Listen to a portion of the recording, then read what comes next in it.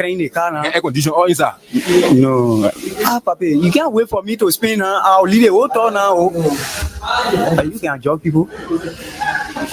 I just asking you a question, sorry. You can judge people like you can here.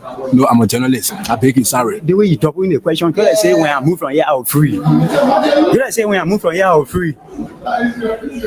You said one talk again. I wanted to make a whole talk clear to you, but you double in the question. Hi, looking, then you want force and now more word there again. Why not be looking to the top? I'm not going to talk again. And said they call me to the office, I go explain. I think you explain to me that you come look at you say you get a tea to the man. After you get a tea to the man, and you come now. So what next now? And for me, I'll not there. Nobody you getting very. You say asking you too much question. Hey, there's me things say make your egg and bread. You bring it. Okay, sorry. Now I say sorry now. Okay, sorry. If you I will not ask you the question again. Okay, sorry. When I give you answer now, then you. Okay. Explain again. I'm not asking you no more question again. Okay, like why now? Go to school. The English say I need the English. Okay, sorry. Now I say sorry now. Sorry. Say Ali, you take time. You take time. I'm taking time. Okay, sorry. Okay. Say I can take time to explain. Yeah, okay. I'm filled with a profound sense of gratitude and humility. It has been an honor and a privilege to serve as your president and commander-in-chief for the past 6 years. Together in 2018, we embarked on a journey to build a united, peaceful, and prosperous Liberia. And I am deeply thankful for the trust and support you have bestowed upon me and my administration during my tenure. As we navigate the complexity of governance, your partnership was instrumental in the development and implementation of policies and programs that aim to bring progress and development to our great nation. Reflecting on the accomplishment of these 6 years, let me tell you that I am proud of what we have achieved together. We have built roads, supported free wires and free tuition at high schools and public universities, stabilized the macroeconomic challenges we face in 2018, built hundreds of pro-poor housing units, and achieved on so many fronts that we are able to list here today. However, I acknowledge that there is always room for improvement, and perhaps more could have been done under different circumstances. Regrettably, some of the long-term projects we initiated did not reach completion during my tenure. I am hopeful that the incoming administration will carry the torch forward and bring these initiatives to fruition for the benefit of all Liberians. Fellow compatriots, rumors and misinformation have played a large part in our politics over the last 6 years. It is my hope we as a country will overcome this challenge over the next 6 years. To begin this, we must start with the facts of the transition. I must report to you that we are leaving behind a better economy than we inherited. Today, President-elect Joseph Nima Bouaka will inherit a stronger economy than I inherited. There is a bigger net international reserve position than was handed me in 2018. I inherited 94,999,000 United States dollars in net international reserves. And I am handing over to the next administration a net international reserve position of 222,700,000 United States dollars. This is 136% increase in the net international reserve position. The total cash balance in the government's consolidated account is United States $40,044,365.90. In 2018, my government inherited a consolidated cash position of $7 billion United States dollars. The next administration thus has more resources to deal with emergency macroeconomic challenges than my administration had at its disposal in 2018. My fellow citizens, through our time together, I have still fast to two cornerstones of leadership: keeping the peace and upholding the democratic process and the root of our democratic journey. I am immensely proud that during my tenure, Liberia remained at peace with itself and at peace with its neighbor. Our armed forces, the force of good, were never turned against our own people, and external actions were confined to international peacekeeping mission under the United Nations. This peace, sustained by our own domestic resources, is a testament to the maturity and strength of our nation. We protected the inalienable rights of every Liberian citizen as enshrined in our Constitution. Freedom of speech, assembly,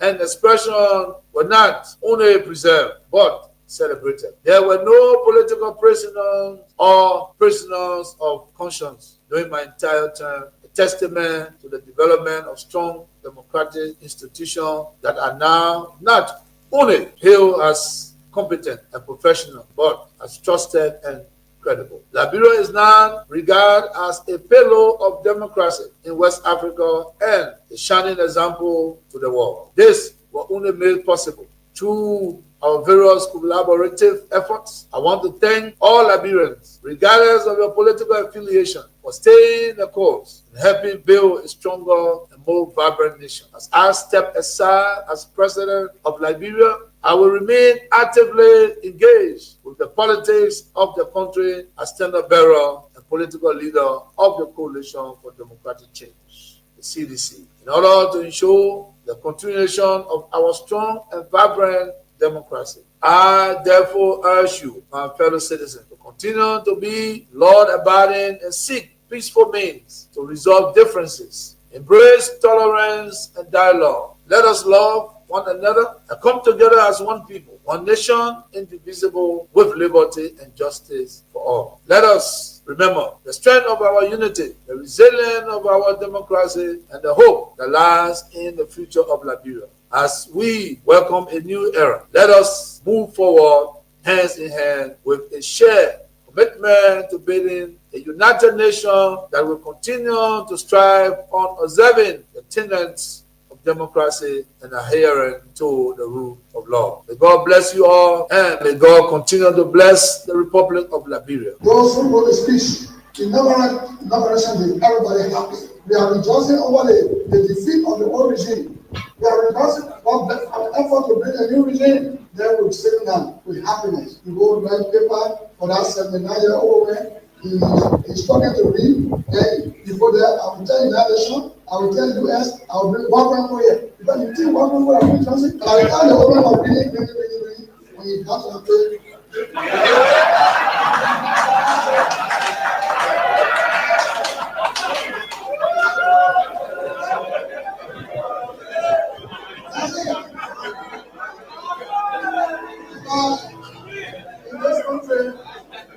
when you elect a clown and you think that he will be a king, what he does is to convert the kingdom into a circus. This is what we must deal with, and this is what we must say. Who do we elect into our public offices? Because, as I've said before, when you allow hyenas to take care of goats, why should you be surprised when the goats are eaten? This is the same. And Africa is only going to realize our potential in all areas when, by dint of choice, we enable and allow our best men and women to serve in different areas. I've heard it being said about Lee Kuan Yew in Singapore. I've heard it being suggested about Mahathir Mohamad in Malaysia. I've heard it being said about Japan. I've heard it being said about other countries, but there was a conscious decision on the part of those individuals and the followership. We always talk about leaders, but we never talk about the followers. The followers must also style up. Africans on average are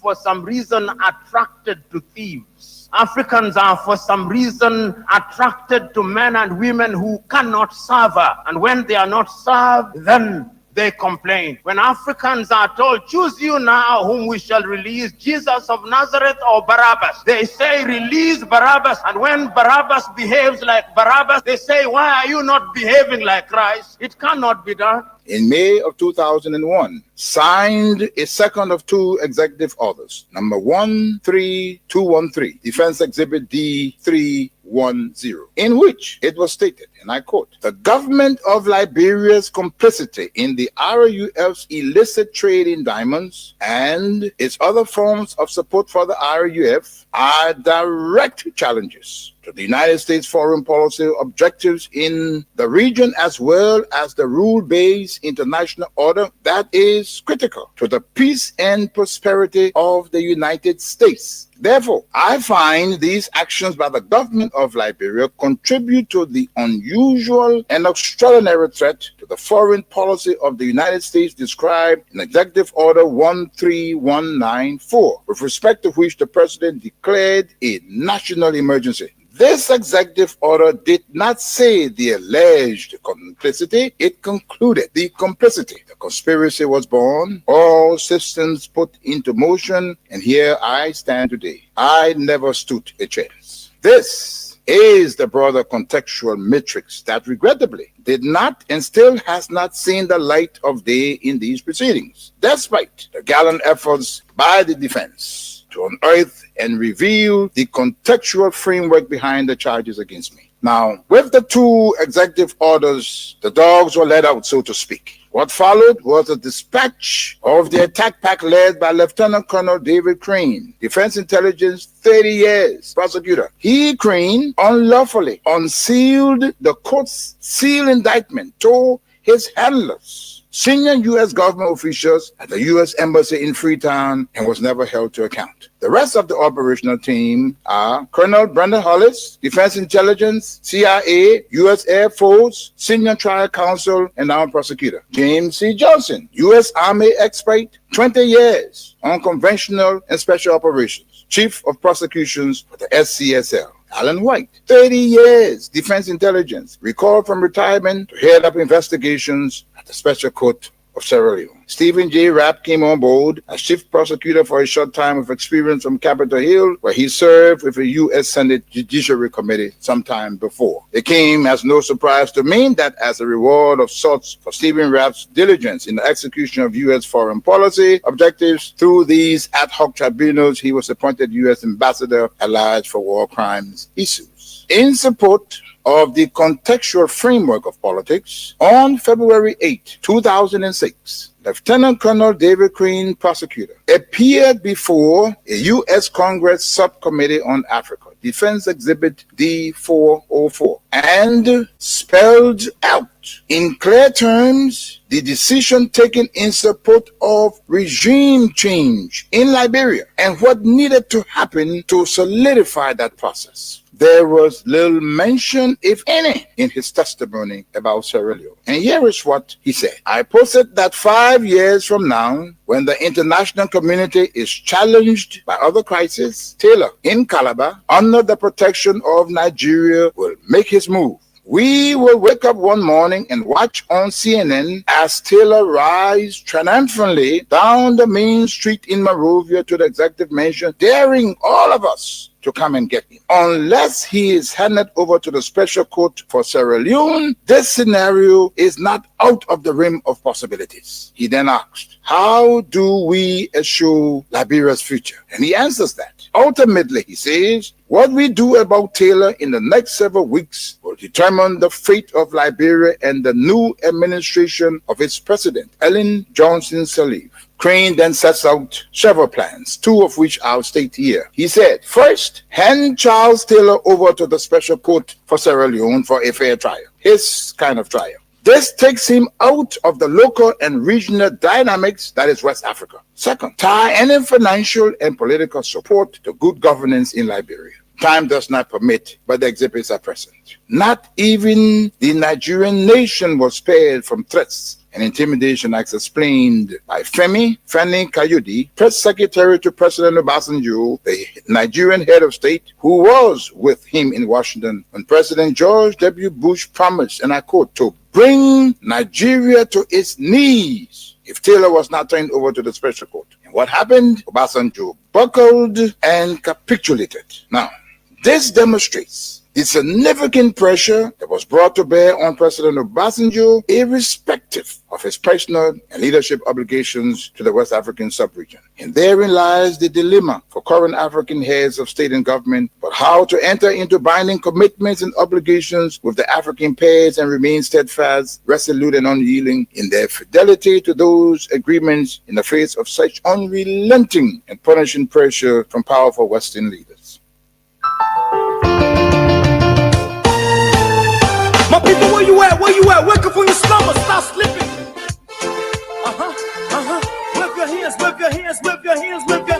Come on, come on, come on. I know y'all sleeping now. Y'all gotta whip us some more, yeah? Okay, let's go. The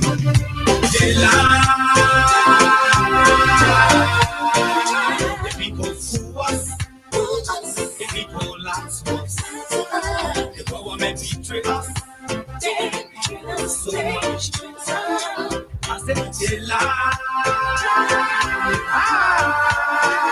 The people fool us, the people lie to us.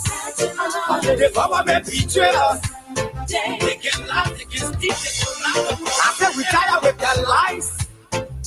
We tired with their promises that led us to a lot of damages. We tired with their speech they preach indeed, and now you need to deceive us. The thing we saw, it frustrates us.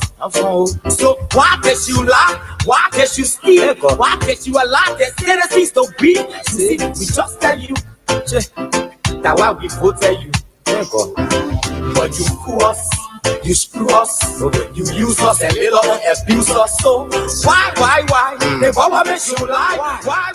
But that's the question that we ask. They lie. People, where you at? Where you at? Wake up from your slumber, stop slipping. Whip your hands, whip your hands, whip your hands, whip your. Come on, come on, come on. I know y'all sleeping now. Y'all gotta whip us some more, yeah? Okay, let's go. They lie. The people fool us. The people lie to us. The government betray us. Oh yes, and I know that all of you who normally make it your duties and responsibility to join the show, you were already up awaiting the start of this edition of the program. The people lie to us. It's Monday, the 27th of May 2025. Let me say a very, very pleasant good evening to all of you across the country.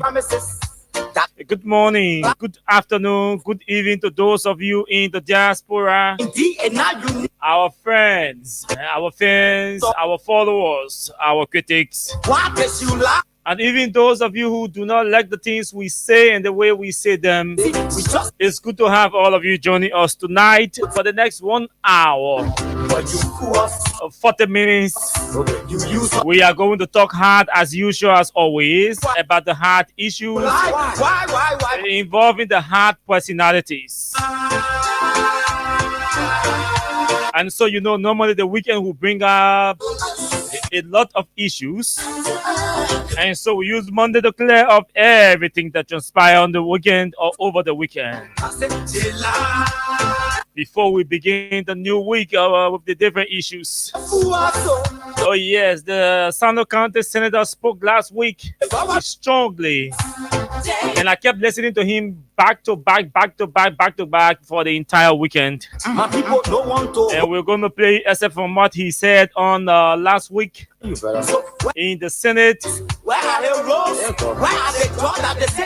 And I received also over the weekend a statement from the Ministry of Information, Cultural Affairs and Tourism on behalf of the government. A strong worded statement. A bold one, I like to call it. A bold statement.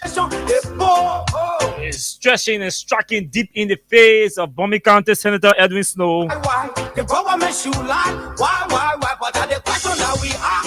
And a member of the CDC said to me, Austin, The political debate is strong and getting hefty. All we require of the ruling party or the ruling establishment is that we should keep a healthy vote of personal attacks. And just as the ruling establishment is prepared to attack and go to war, it should also prepare and open up for war. Because you will not be attacking and be expecting to be served ice cream and honey and milk in return. But whatever the case is, we are going to make sense of all of these issues that are still happening in our country. The National Patriotic Party of Liberia has also issued a statement towards the regard. It's a condemnation against the statement coming from the government. I'm so CMC has also issued one. Senator Snow has also responded to the government. Oh, what a beautiful way our democracy from the intellectual perspective. And what a sad way our democracy is treading from the political, administrative, and governing perspectives. So over the weekend, Speaker of the House of Representatives, Richard Nangwekon, said the removal of Speaker KAWAH was driven by political motives and not necessarily a legal one, or all of the claims and allegations that were levied against Speaker KAWAH, former Speaker KAWAH.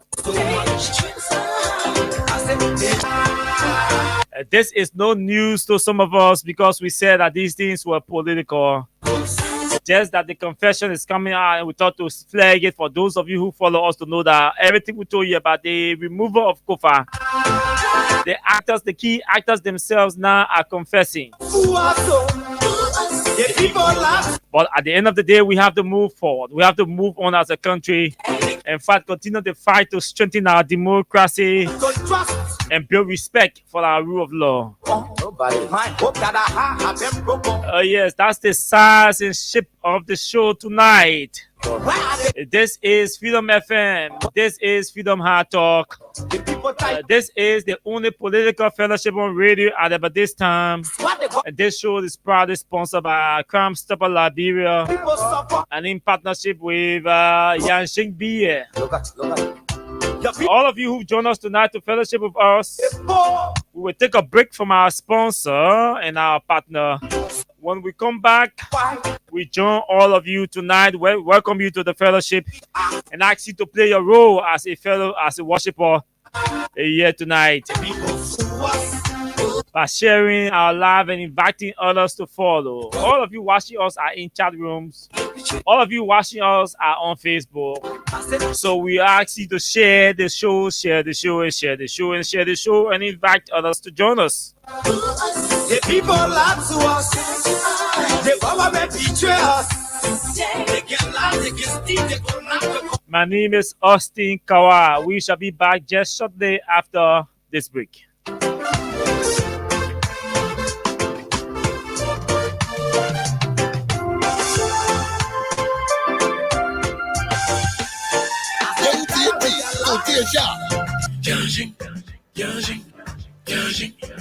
Introducing Yanjin Beer from Beijing, the newest sensation in town. Yanjin Beer is so smooth and light. You can drink it, wake up in that morning, feeling very energized, and you wicked boy, the woman will be very happy. No headache, no spinning. Yanjin Beer bottle, it got a special way to open. Nobody will ever use you for an opener again. Very easy. Yanjin Beer can be found wholesale or retail at Sir Exeter and Jungle Water, and also in supermarkets or bars around you. Reward yourself by drinking Yanjin Beer, and trust me, you will be ready to go. Yanjin.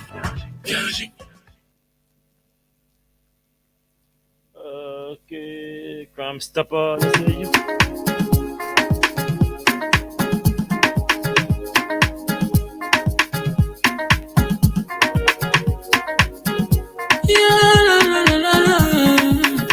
It's about musical. There are crimes in many places, in every community, you can see. So if you see crime and put it, don't take law in your hand for the right authority. Well, you can't take your law in. Crime Stopper here for us. bringing safety to your door. Whether you rich or you poor, if you see a human talking, I mean you cheche. Do well for your safety. If you see it, don't keep it. You my part to report it.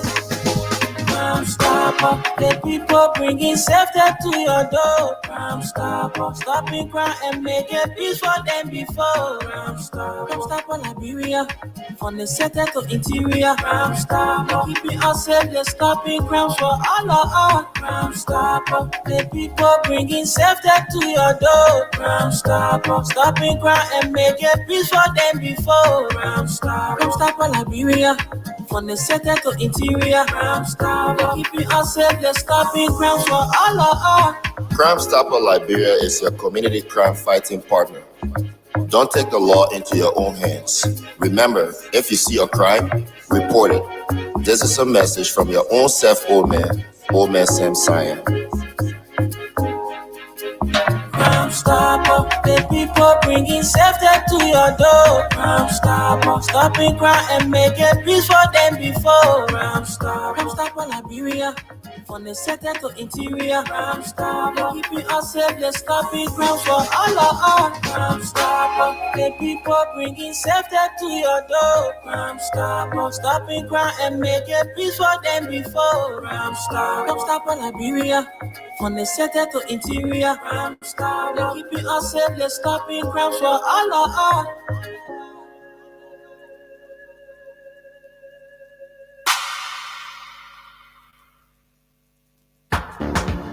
Hey man, so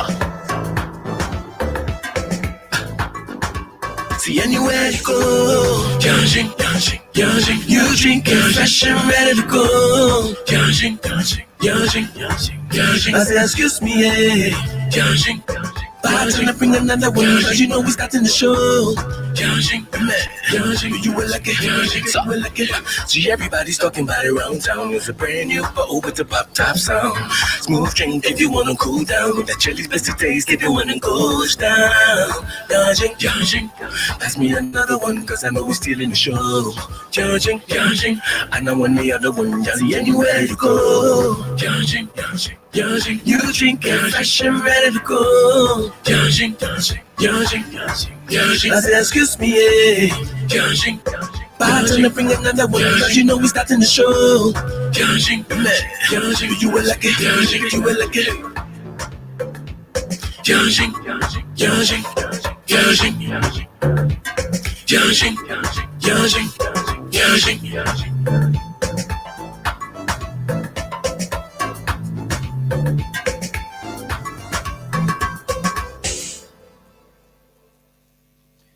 Okay, folks, thanks for rejoining us.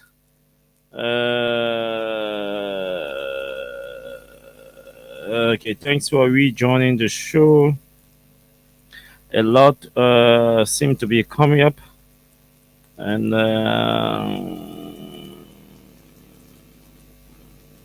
seem to be coming up. So let's see what happens. Let's see what happens. Yeah, let's see what happens. Yeah. Let's see what happens. Okay.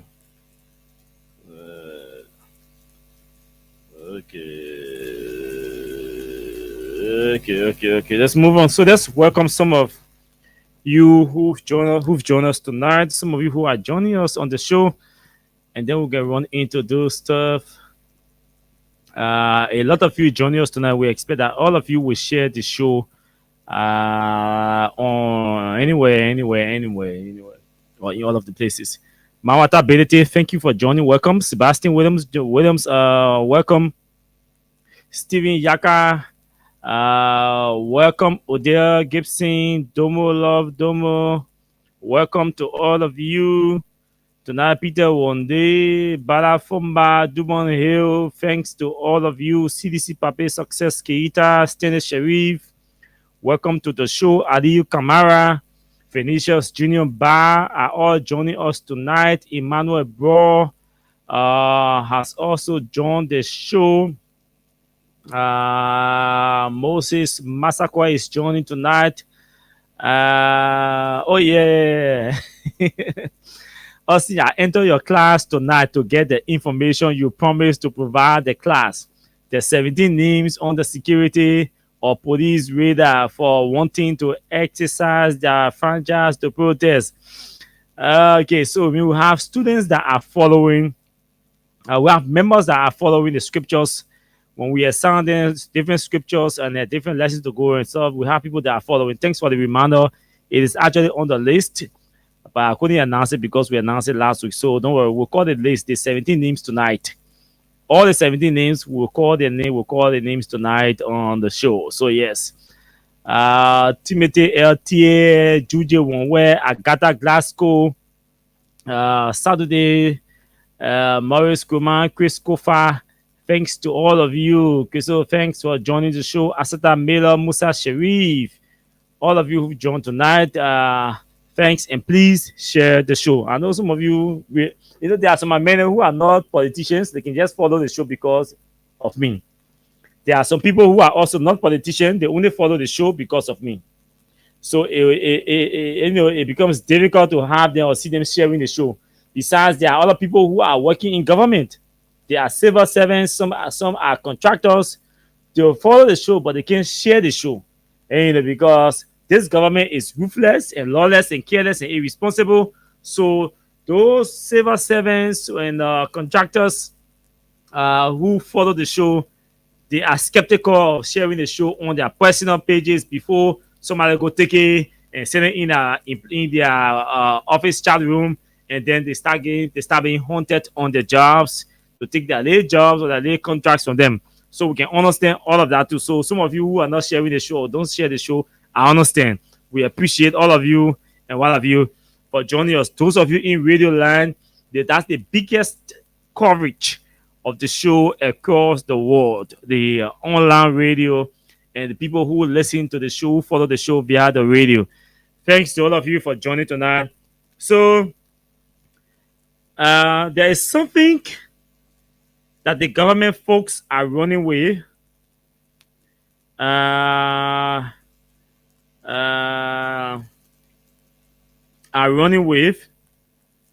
And so I think I want to proffer an advice tonight and give them a chance and see whether they will take it, because I think there are other technical issues based on our research and consultations that the government did not consider, and technicians believe that the government should consider all of these, should consider setting requirements and standards. So let me see. Okay. So the government announced, or I have been seeing government people sharing photos of vessels being constructed or being built by some group of Chinese. I have not seen a statement from the government, an official statement from the government, to indicate that the government has an official position on the matter, like we see from either the Ministry of Information or the Ministry of Mines and Energy or the Ministry of the Liberia Maritime Authority.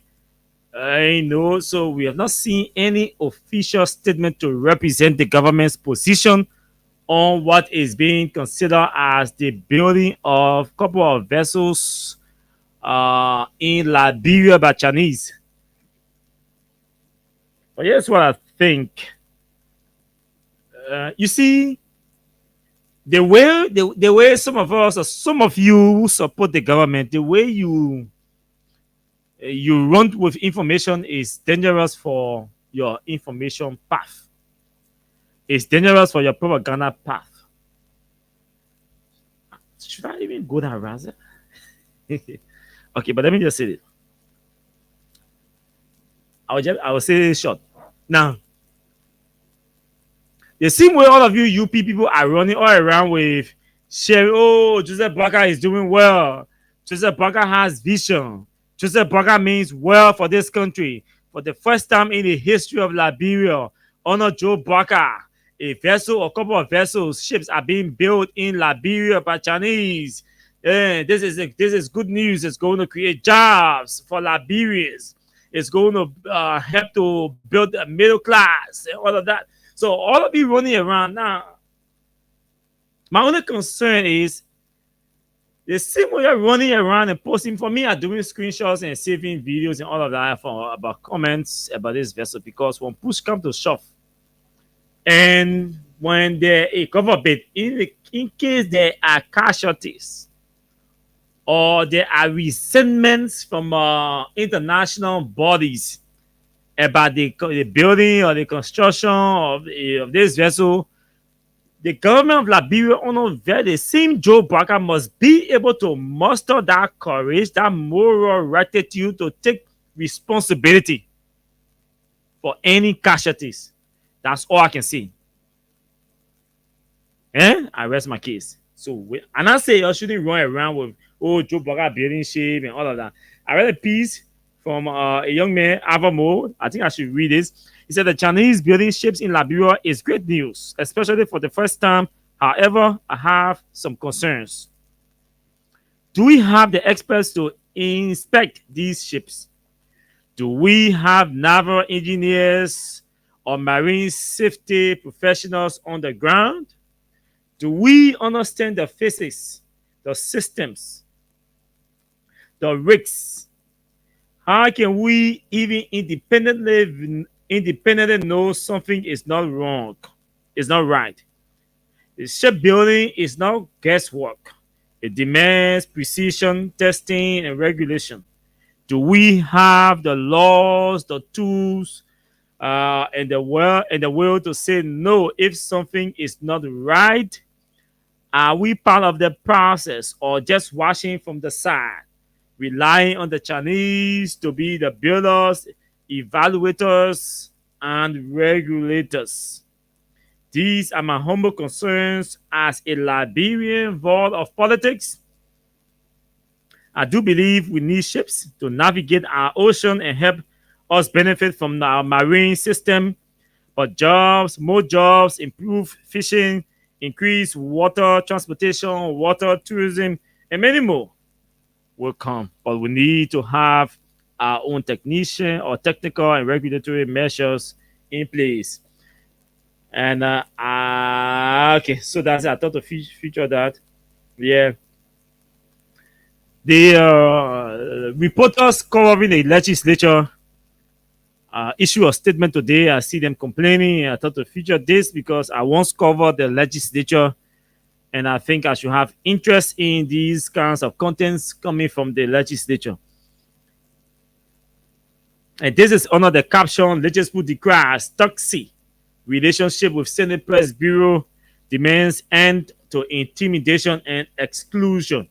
They say they've been intimidated and excluded, and so they want an end to these treatments. The legislative press pool has condemned what it describes as a toxic and deteriorating relationship with the Liberian Senate Press and Public Affairs Department. Speaking at a Senate hosted workshop, legislature criticized the recent suspension of its Vice President Jackson C. Clay Jr. for expressing a dissenting view, calling the action punitive and an attack on press freedom. The organization also raised concerns about persistent denial of access to legislative documents and exclusion of independent journalists from official Senate events. The legislature followed the declared abrupt security changes at the Capitol that have disrupted reporters' work, urging better communication from the press bureau. The group lamented the Senate leadership's continued refusal to meet with legislature to address ongoing challenges. These are not good news where reporters covering any of the branches of government or all the branches of government to start having or complaining publicly about a toxic relationship. I think they should claim the attention of the Senate leadership, especially the chair on Rules, Order, and Administration, Senator Blebo Brown. And I think, our days covering the Senate, this complaint is an old age thing. And some of us were able to navigate our way through because we're able to build personal relationships with the senators directly.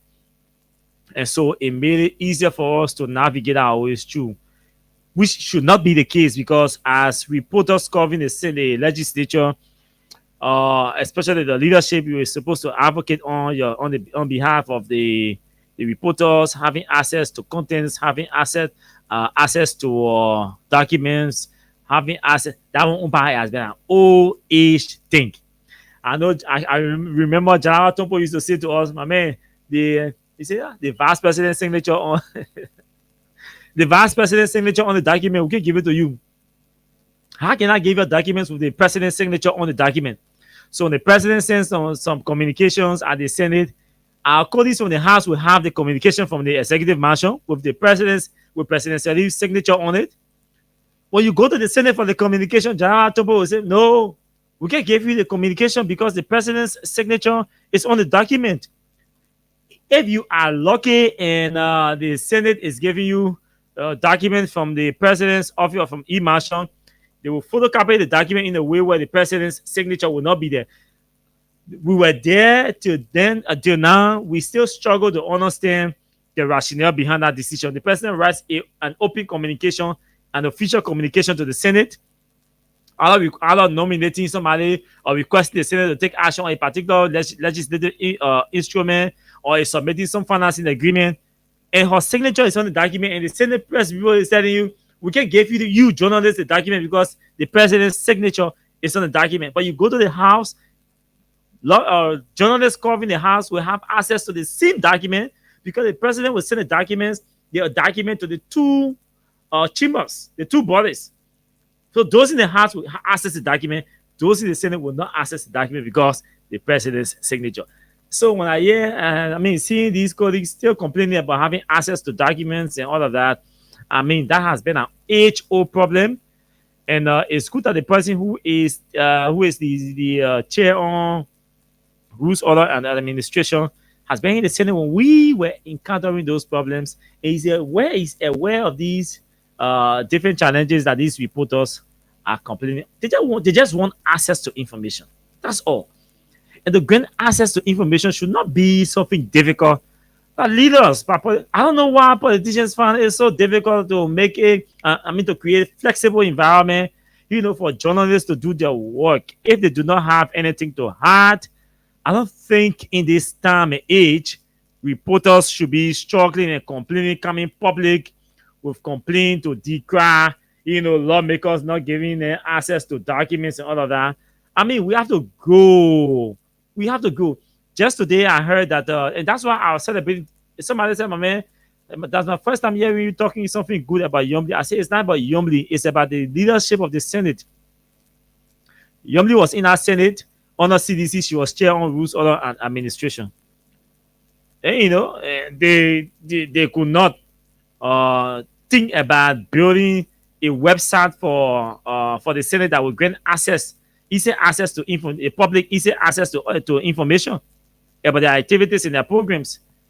So this can be a personal glory that she should claim now that she's Senate pro tempore. We should be celebrating the chairman for the House's committee, the Senate Committee on Modernization. Yantuan, who is a virgin in the Senate, was able to propose and push, and today we see that the Senate is launching a website that will grant the public access to information from the Senate. This is good news. Congratulations to the Senate. Congratulations to Yantuan for the innovation. And let me say also congratulations to Yomli, because as she decided to fight it, or not support it, I think to some extent it could have stalled. And so yes, all the senators won in this case, a win for everybody. And I think we look forward now to see the frequency of information that will be loaded or uploaded on the website. We do not have to be calling people, I mean, Henry Camus, I need this document. I need the draft of this bill. You know, so other people we used to know in the Senate press bureau don't even call them or go reach out to them because I'm told all of them have left. General Tompo left. Alfred Johnson left. Alex Noah is now representative. He left. Charles Brown has left. Those teaching in command director, General Tompo director, assistant director for the assistant. So General Tompo, Alfred Johnson, Alex Noah, Charles Brown. So they all have left the Senate. So no one there again to that we can make reference to maybe. So that's it for the reporters. I think we need to give them access, man. Uh, uh, I want to advise. You see, I want to caution Speaker Kuhn to that tonight. When you go to political war and the war is over, most of your utterances should be centered around leadership, should be centered around governance, should be focused on reconciliation. Because every time you make reference to a fresh crisis, you create a space for people to stay away. People who were openly coming into your space to work with you, and and support you in the interest of his or constituency, in the interest of national unity. Every time you make reference to those memories, they are still fresh. You create more barriers or more hardness, stiffness between the space between you and and reconciliation. And I think you should stop talking loosely and focus on governance conversation. It needs to focus on more on administrative conversations, that will enhance effectiveness and efficiency in the house and enhance reconciliation. Because the position he has to use that position to leverage the quality of reconciliation that we want to see, the quality of unity, the quality of leadership that the public has been yearning for. Constituents still do not have confidence in the legislature. So rebranding, you can use that to leverage whatever conversation you want to talk about, you want to hold about rebranding the legislature. It's important. That's why this is one of the many reasons why certain people or most people or people are encouraged to go to chase leadership position, public offices, because they want to effect change. So we can see the change, then it becomes useless and regrettable having people like you in the legislature. So we need to focus our conversation, our utterances more on leadership, governance, administration, and all of that. Then what happened in the past, making reference that the removal of KAWAH was driven by political motives. These conversations are not necessary. There has to be a time where we call it call an end to the political rhetorics and then focus on governance. So those of you who are close to Kuhn, I think myself will have to send him a message. I'll forward this to him, this article, and send him a message and tell him hey, Mr. Speaker, you've won already. You're in charge now. You need to focus on more governance and administrative issues than these petty issues. These are, for me, I consider them petty issues now because, as far as I'm concerned, what we wanted was for the legal process to be followed, to have a speaker elected, and to have a speaker out or ousted. The one legal process was that the speaker resigned. Another one was that an election was held and a new speaker was elected. That's all we wanted. Follow the legal process to change your speaker or to remove your speaker. You could use political pressure to have it resign. That's no issue. But you cannot use political means or pressure to elect a new speaker when the old speaker had not resigned. So we have to understand these things. Okay, so let's move into we are gradually hitting where we are supposed to go. So I'll call it list at the end of the show. So your text messages, let's talk the other issues. This is the list. I have the list here, so don't worry. I have the list here. So we'll call it list at the end of the show. So that's going to be the last thing we'll do. We will call the list of these 17 persons at the end of the show that the police have highlighted to be persons of interest, because that's the caption. PORS, persons of interest. So let's move on to. Let me play this recording first. Then I read all of the different statements. All of the different statements. Creighton Duncan, where are you? Creighton Duncan. Okay, Creighton. So this is what the Senator Creighton Duncan had to say last week. I think it was last week, Tuesday. Yes, it was the 20th. So it was last week. Tuesday. Last week, Tuesday. Okay, let me bring this down and play this for you to hear. Senator Creighton Duncan. Country, there is no more employment with these various companies and concessions. Okay. Agreement that comes into enforcement. Everyone is now on contract basis. And the reason for that is to be able to run away from the different benefits that appearance. Okay, so let's listen. Thank you.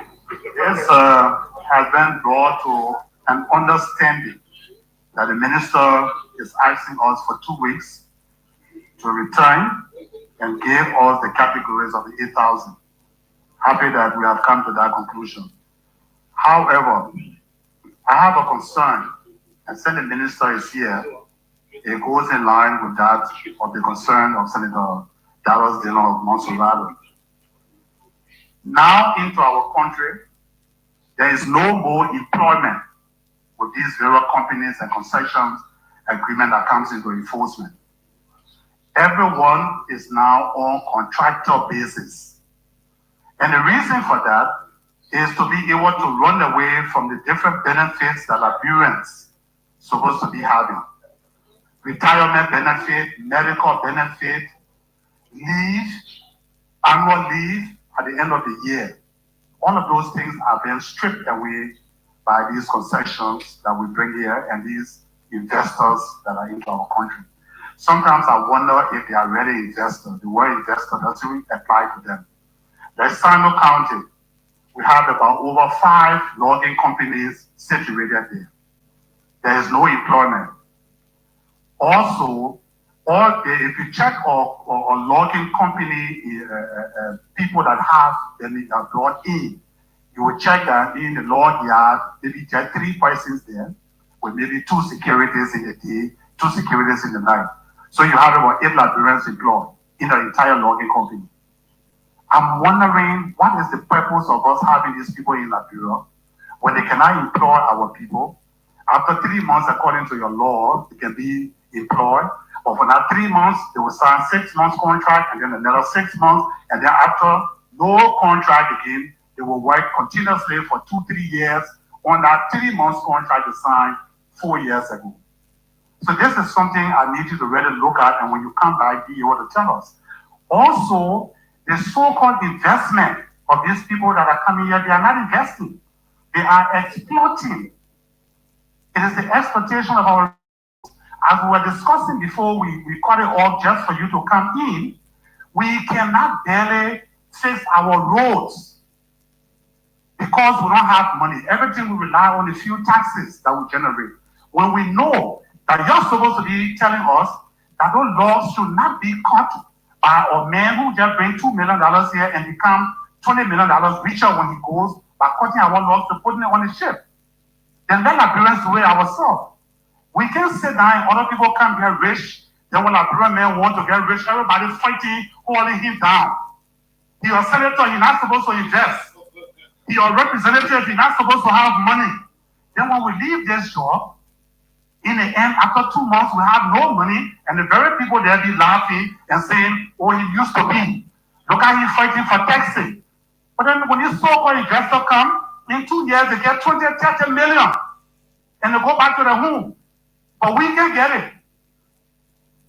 So let the employment business come. If you can't employ, you're not capable of exploiting our resources. You can't employ. You don't want to pay the adequate benefits. Madam Putin, arrest. Okay. Thank you. Because of the nature,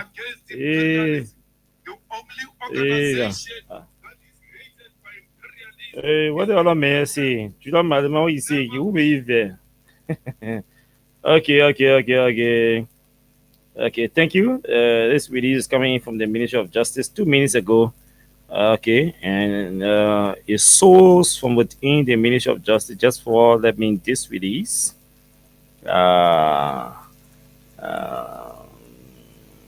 Okay, from the Ministry of Justice. So we're going to read that. Thank you. No problem. You also we're not supporting you, but we'll support your work. Okay, so we have it now. Because of time, I'm not going to go into this Crypto Dunking conversation. I will spare it for tomorrow because I have huge interest. It's a sensitive matter. It boils on two principal pillars of our democracy, or of any democracy anyway.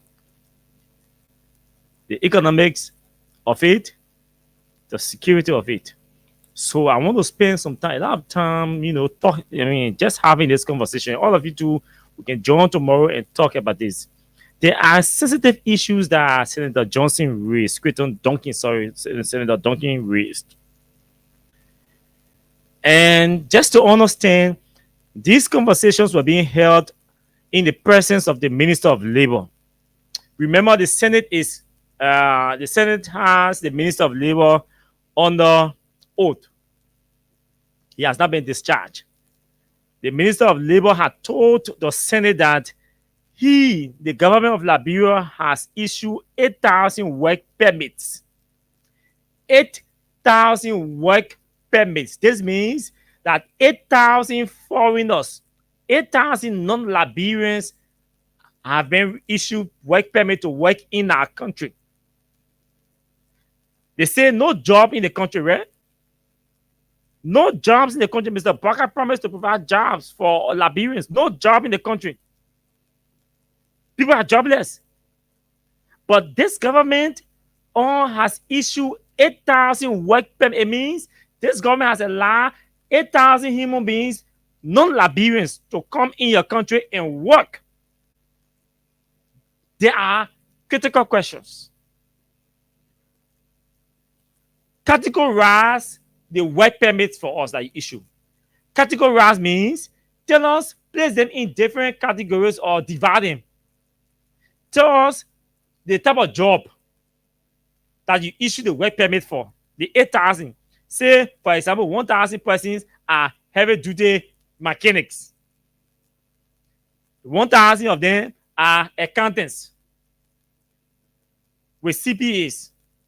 1,000 of them are water dryers. They can dry, sea dryers. They can dry the sea. They want to school and learn how to dry the sea or how to dry river. So we brought them in the country to come and help us to dry river while we are doing our mining activity or doing our fishing activities and what have you. And tell us which sectors are they employing? Are they into logging? Are they into fishery? Are they into agriculture? What type of agriculture are they into? Are they into transportation? What type of transportation are they into? Water transport, land transport, air transport? Tell us which categorize them. So you see how the conversation has not gone anywhere. You know that it's a whole long conversation. That's why I said tomorrow we are going to have an elaborate conversation about this thing. And then the senator spoke about the contractual issue, which is key because we have many cases here before us. Somebody goes to get a job, a Liberian, you give the Liberian man a contract. If company say the investor, B Martin, that one. No. B Martin still got contractors on there who have worked there for over 2 years. They are still contractors. B Martin. So let me not run into that discussion. Tomorrow, all of you who are listening to this show, and you are working in the different companies, the different investments, the different industry, and what have you, any type of work there, you know somebody who was doing, somebody who was doing at any of these so-called investments, whether Hamid Brego, whether who's Golden Ferrarion, whether MOPPO, anywhere. Let them know tomorrow we want to share their experience with us. And those of you listening, if you want to reach out to us after the show, good. We will be glad to have a conversation with you. We are going to spend our time talking about this because Liberians must be able to work in their country and earn money. I made reference the other day to these different supermarkets. If I was labor inspector in this country or labor minister, nobody, nowhere man will sit down behind supermarket cage and say they're doing cashier work. You go to the building material stores, you see them there. They're issuing checks, receipts. They issue you receipts, you buy, they issue you, they writing receipts. No Liberian yet to write to issue receipts. You go to pay, Liberian does not receive money in a building material store in this country. You go and buy your building materials, you go to the building material store, that Lebanese man or Indian man go and receive, or one Indian boy, Indian girl go and receive money from you. Charge you, pay, issue them the money, they do your receipt, they give it to you. You see Liberian be doing store ball or security work also. It's good that Senator Duncan raised this thing. These are issues that we are supposed to make national conversation. But again, we have a rescue that is basically concerned about expressing or venting personal vendetta, leaving the real issues. These are the real issues. And let's see how the Senate is going to deal with this. And let's hope that lawmakers, representatives also in the House can join the Senate to handle this matter. Hope it's not another showmanship of the Boston rigging in our legislature. So let's move into our discussion. We'll talk more about that tomorrow.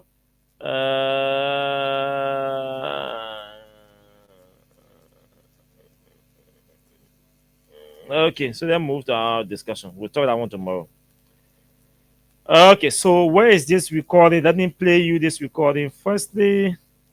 Then we'll move to the different statements that have been issued. And then we can go on to... So let's listen to Senator Snow briefly. This is a statement that sparked all of the controversies we are talking about tonight. He doesn't do better than his coach. I think he will do better. I think Justin so can move them from power.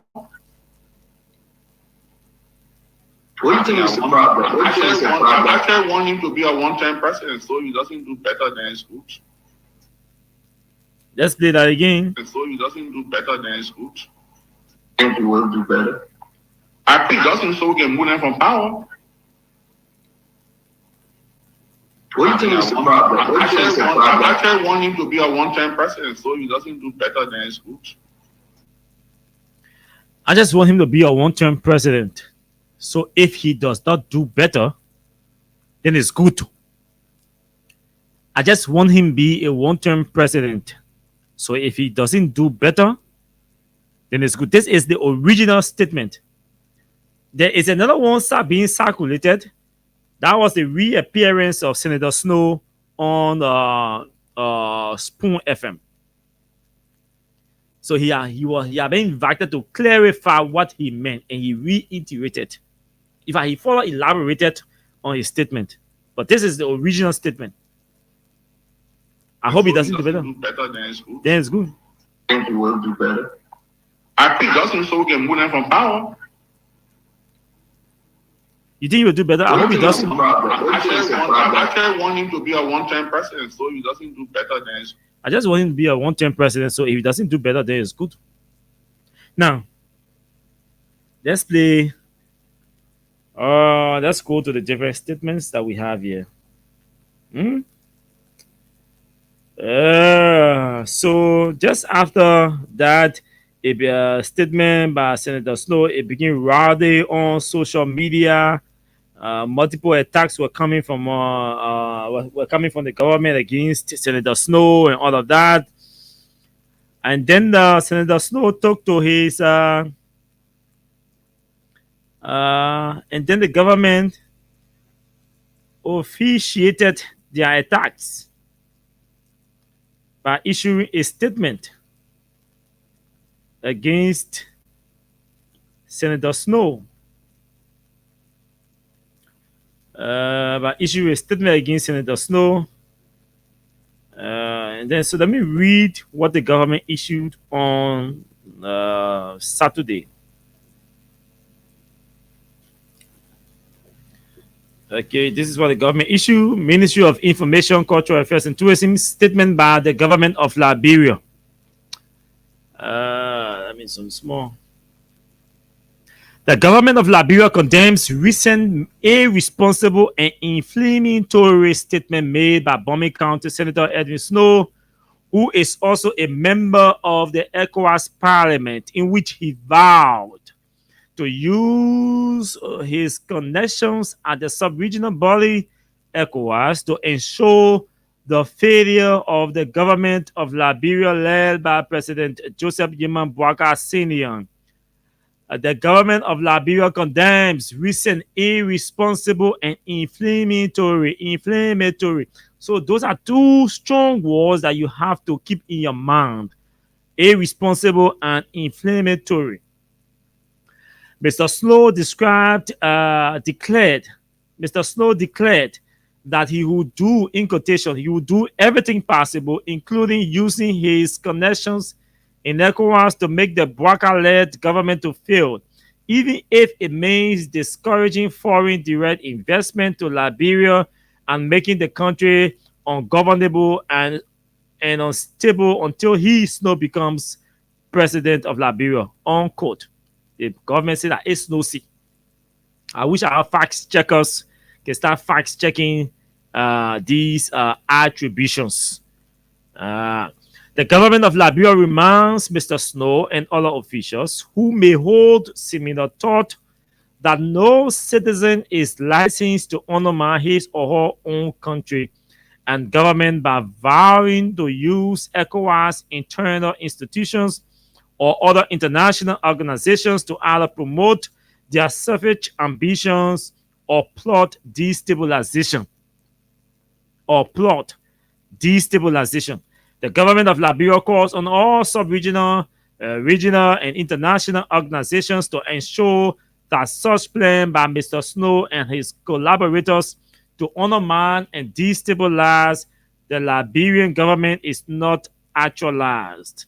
Liberia continues to remain a champion of peace, security, and economic integration within the Rural Union, MRU, the Economic Community of West African States, ECOWAS, African Union, AU, and the broader international system.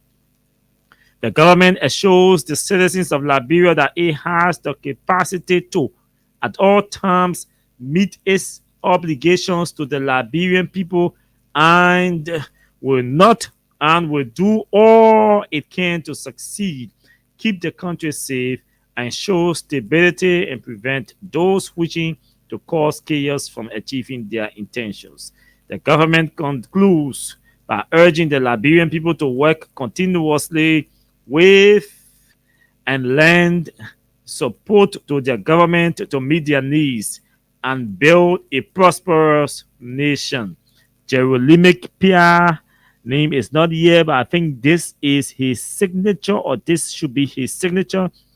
The Ministry of Information, Cultural Affairs, and Tourism is captured under the signature portion. So I don't know. I'm not familiar with Pia's signature, but it is signed by somebody.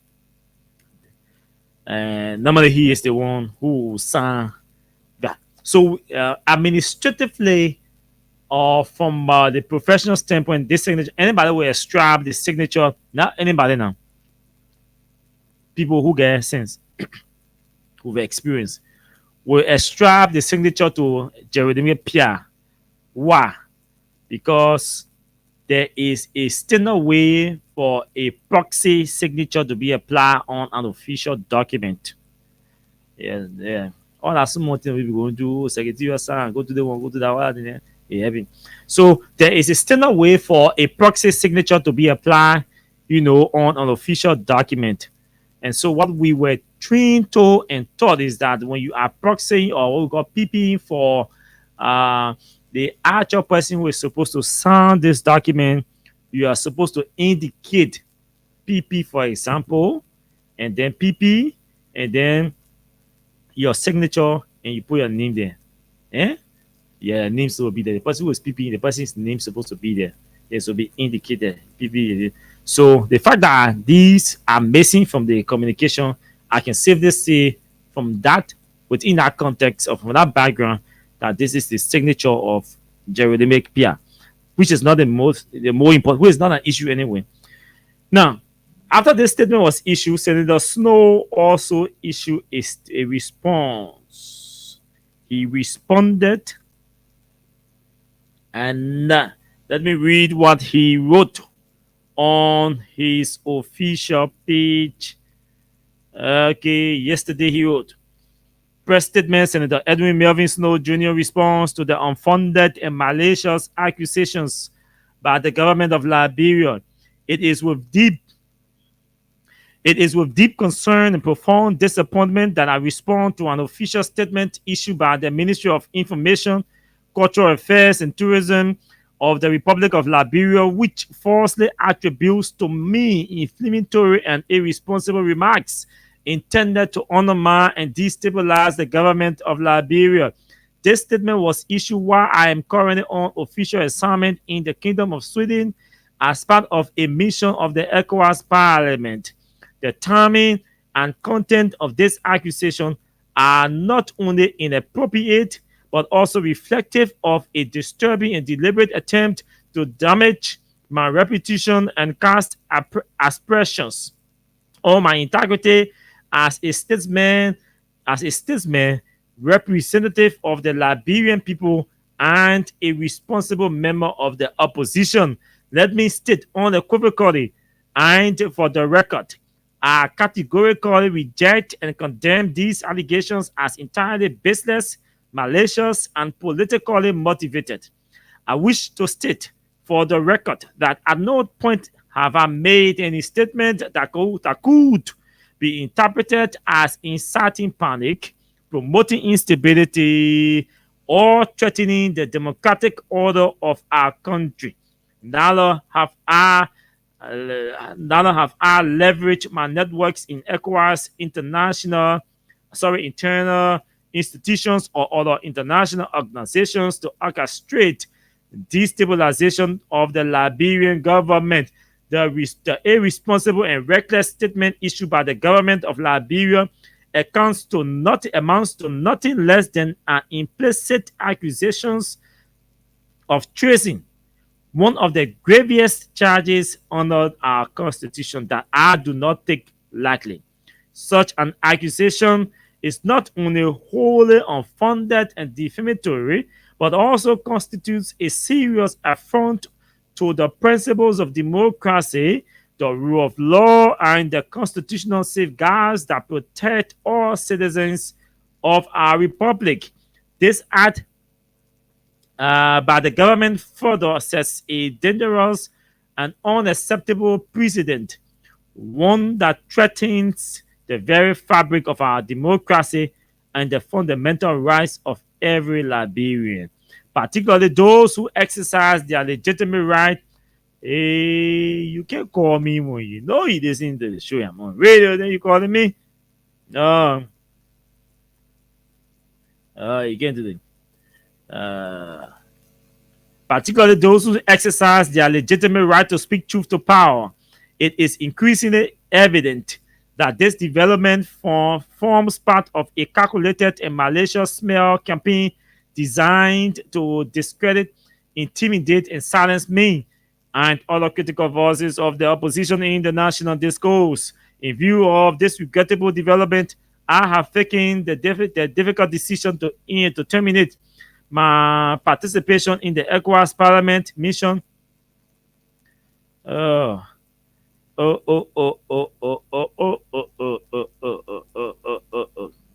Okay, Okay, the decision to terminate my participation in the ECOWAS Parliament mission and return home. I have formally communicated this matter to the Honorable Liberian Senate, registering my grave concerns over the implications of such unfounded accusations against my person and calling for a full-scale, immediate, independent, and comprehensive investigation into this matter. I further call upon the Economic Community of West African States, ECOWAS, the African Union, and the United Nations, the European Union, and all of Liberia's bilateral and multilateral partners to closely monitor this development as and what appears to be an emerging pattern of political intimidation and persecution. I remain resolute in my commitment to the values of democracy, good governance, accountability, and the inalienable right of every Liberian to express themselves freely and without fear of retribution. May God continue to bless the Republic of Liberia. So, Snow, this is what Snow has written. And, too many. The statements are many. Yeah, okay. Let me try and see what I can just read what they want from the NPP, and then we can move into our discussion. Let me read this one from the NPP. Okay. So this one is from the National Patriotic Party party. The National Patriotic Party expresses a grave concern over the recent allegation implicating its partisan Senator Edwin Melvin Snow Jr., Senator of Bombay County, in a purported plot to destabilize the government of Liberia. The NPP firmly demands that the government of Liberia present credible and substantive evidence that meets the threshold of sufficiency to convince the Liberian people that Senator Snow was involved in planning any subversive activities, whether within or outside the territorial bounds of Liberia. The party holds the view that Senator Snow has consistently conducted himself with responsibility and integrity, both at home and abroad. As a citizen of the Republic, he reserves the right, like all Liberians, to freely express his views and participate in national political discourse. The NPP is mindful of Liberia's history, particularly of past despotic regimes that employed false accusations to suppress opposition voices. In the absence of clear and compelling evidence, the party regards this allegation as remnants of those dark periods. Accordingly, the NPP finds it difficult to ascribe credibility to such a serious and treasonable accusation against its parties. And this is where I have problem with the statement from the NPP without the support of convincing empirical evidence. Furthermore, the party is deeply concerned that the government's handling of this matter has placed Senator Snow and his family at serious risks. So you see, this statement is good. It is necessary that the NPP issue a statement. I'm going to start my conversation from here. You see, writing can be easy and writing can be hard, especially when you're constructing and structuring. I mean, when you're structuring your writings and your stuff, because you don't want to be sounding contradictory and or inconsistent on the issue. Your thoughts have to be consistent. You can 1 minute be condemning, then another minute you say you're not taking it seriously. To sit down and make a decision to decide to condemn a statement means that statement must be strong and serious. But in the condemnation, you say you're not taking it seriously. Yeah. I mean, MPP has some very good writers that we are followers. We are followers of their writings. So, but the MPP to be talking about, to be telling us that they're not taking, they're not. 1 minute they're not taking it seriously. Another minute they're taking it seriously. Another minute they want the other one. Me, I don't understand. So you gotta be clear. MP has to be clear. What did she want to say? You taking it seriously? Now,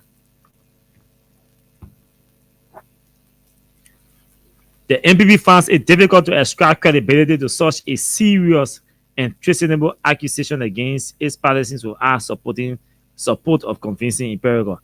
This is strong. The NPP is mindful of Liberia's history, particularly of past despotic regimes that employ false accusations to suppress opposition voices. In the absence of clear and compelling evidence, the party regards this allegation as remnants of those dark periods. The party holds the view that Senator Snow was considered as a citizen of the Republic, the NPP firmly demands that the government of Liberia present credible threshold. So that's it, folks. So you see, I'm going to stop here and see what I have to say to all of you tonight. I said I'm going to read a statement from the Ministry of Justice. Right? Let me just read that statement and move into this conversation before I forget. Okay. Yeah, they just sent me now. I'm meaning to wait for them. Free of chat. So, May 26, 2025, the Ministry of Justice is pleased to inform the public that an autopsy was requested in the suspicious death of 19-year-old Yakpawolo Mosema, who died on January 6, 2025, while in police custody at the Vanjaman Police Depot in Vanjaman City, Lofa County. As a result of that request, the autopsy was conducted on March 22, 2025, by the state pathologist, Dr. Benedict Cooley, in the presence of family members of the late Mosema and members of various law enforcement agencies at the Tedewin Memorial Hospital, Vanjaman, Lofa County. The autopsy report has established that the cause of death is unnatural. In view of the above, the Ministry of Justice has launched an immediate investigation based on the findings of the autopsy report and will keep the public updated as the investigation progresses. Judunu Wakali, Director of Press and Public Affairs, Ministry of Justice. Thank you. So we'll now move into the investigation now. Now it is established that the foul play, she didn't die a natural death. We'll move into now to follow the investigation. Now, you see, folks,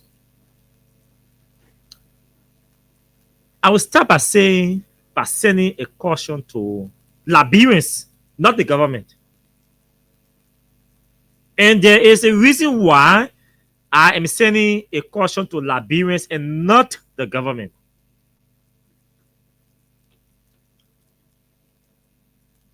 For more indication, those who are presiding over the state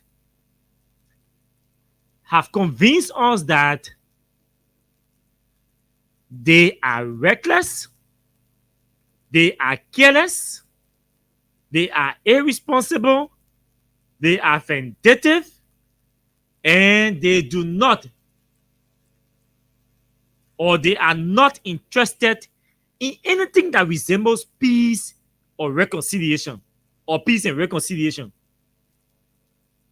Yes, the government has shown to all of us that it is not interested in anything that resembles peace or reconciliation, or peace and reconciliation.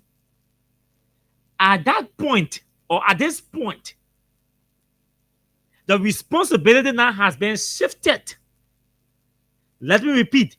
At this point, the responsibility to keep our peace, the responsibility to sustain our peace has been shifted to you Liberians in the communities, in the different countries, and living other parts of the world in the diaspora.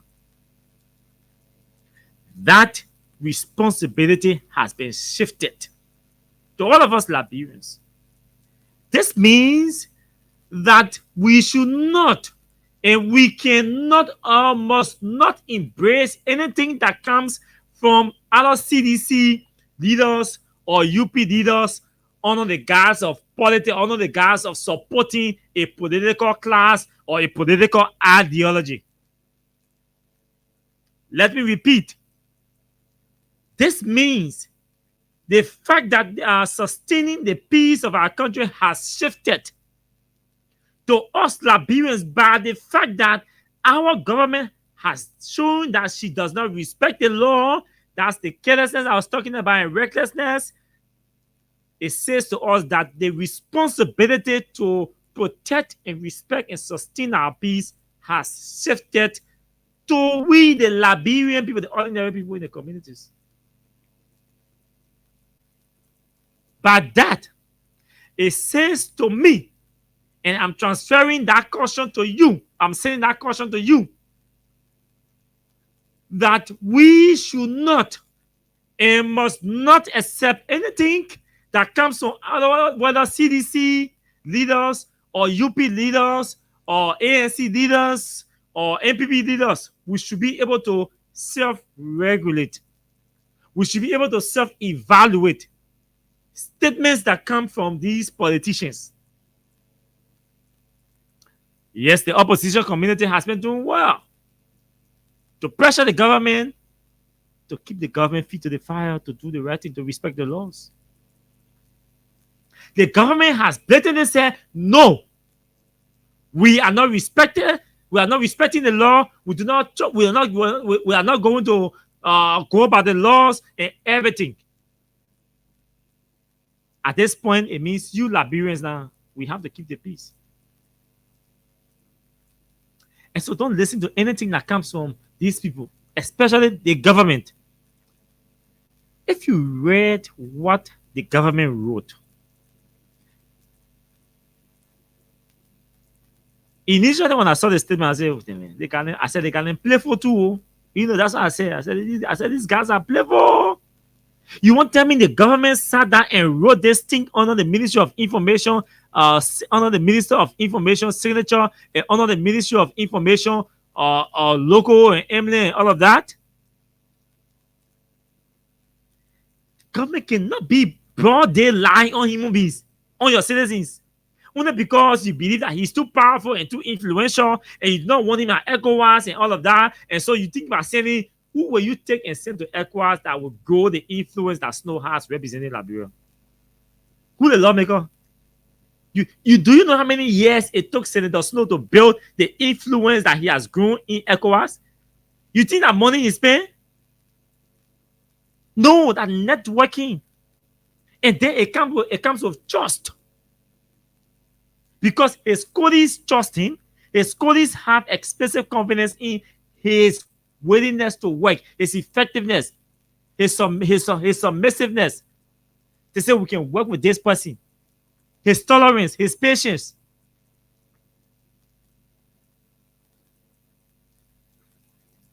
So they say we can work with him. He passed through the ranks. Ask yourself, how come Liberia has 5 representatives to ECOWAS? And this is not new. Liberia has always had 5 representatives to ECOWAS. Have you sat down and asked yourself, why is it Snow is always being projected as the face for Liberia?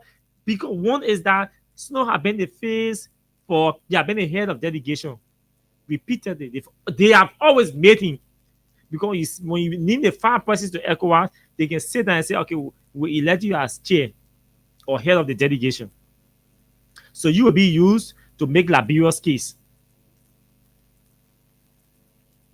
So ask the different colleagues, how come all of you have been appointing, electing Snow as head of delegation, head of delegation, head of delegation? How come?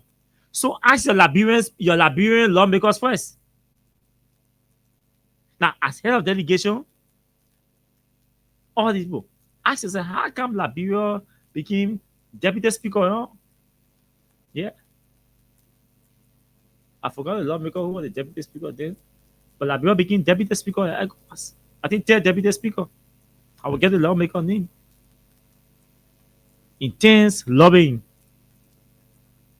I will get the lawmaker name. So we've come now. We've come a long way with Snow. So if you are afraid of his influence in ECOWAS, you don't have to accuse him falsely. Just go to Yomli, say, Yomli, please recall Snow please rally signatures, to tell signature here for us to recall Snow or recall the delegation from ECOWAS. Baka has the Senate in his pocket. Baka has Yombly in his pocket. Go to Yombly, raise the to-tell majority signature. If you think you are that powerful, you are that influential, go to the Senate and raise the to-tell signature and get additional all of them. ECOWAS will honor it because ECOWAS has a 3-year rule. But now, the government is angry, and this is the real reason. The government is angry because they believe that during the fight in the House, Edwin Snow, they believe that he might have used his connection at ECOWAS to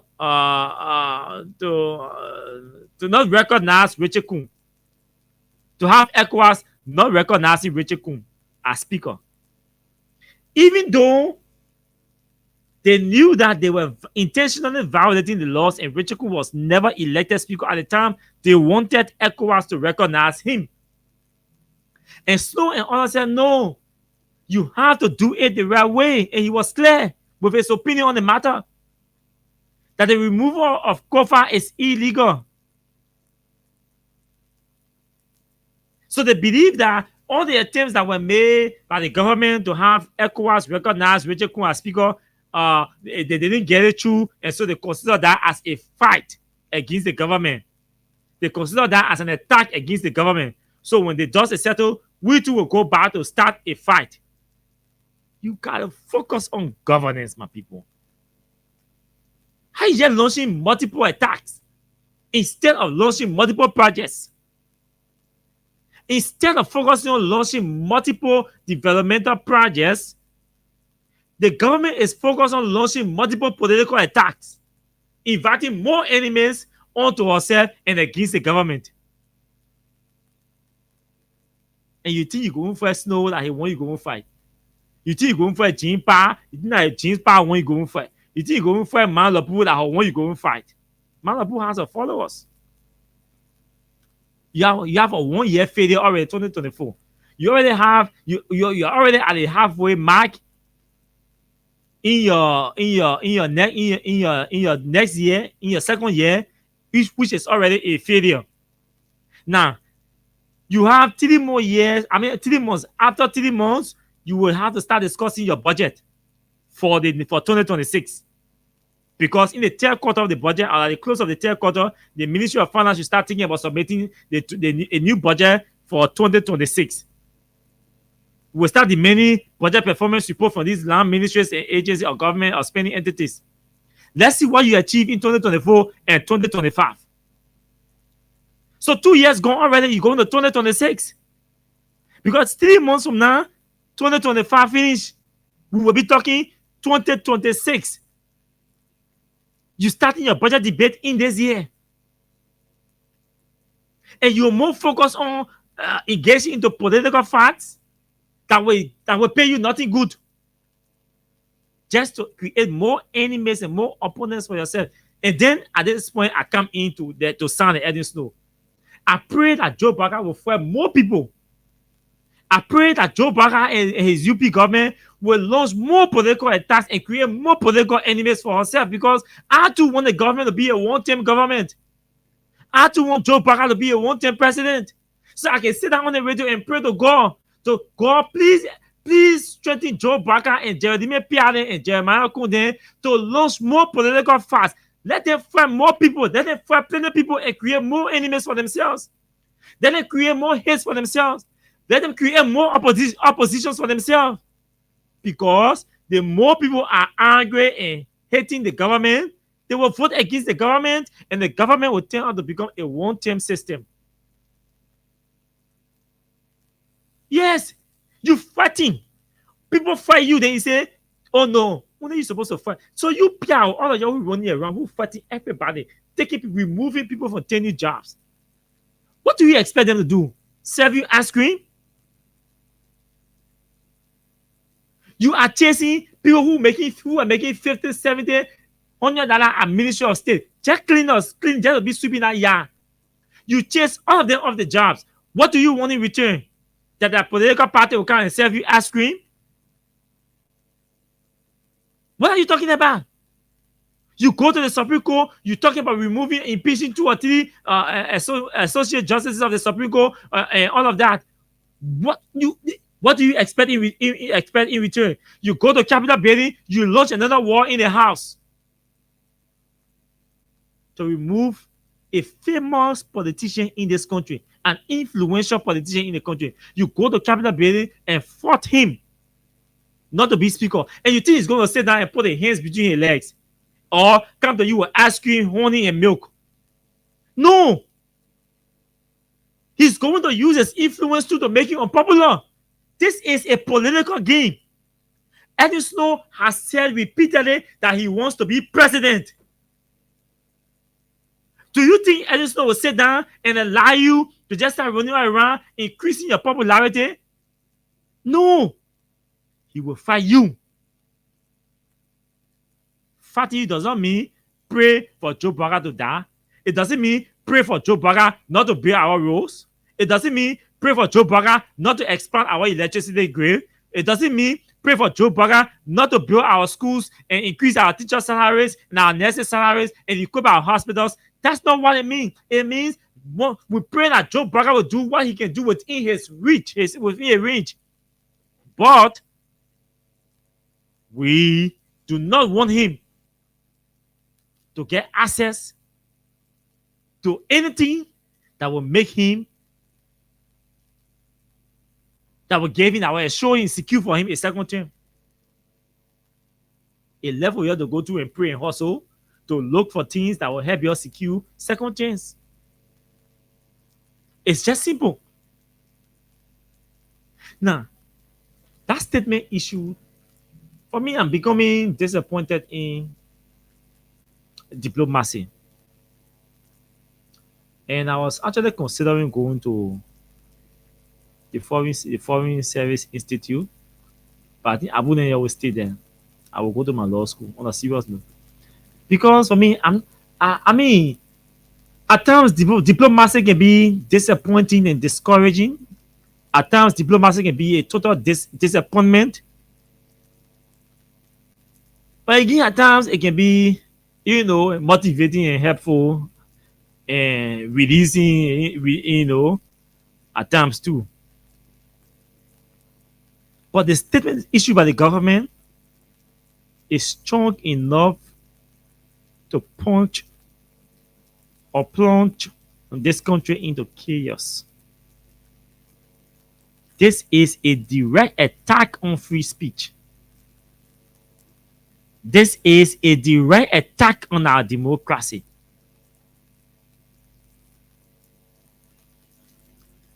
The right to speech is a fundamental pillar. It's a fundamental human right and a cardinal pillar to democracy. We can't trade it to appease our personal or selfish political motives. We can't trade that. You have the right to disagree with what Snow will say, or Austin will say, or Khan will say. But to try to place a spin on it and attempt to declare him in the manner and form you've done, that is risky. You are indirectly telling your supporters, when you see any Snow anywhere, you beat him, you spoil his car. That's what you're telling your supporters. Do you know what destabilizing a country is? Did you people consider these Kofi Rules is sitting right in Joe Burger's office?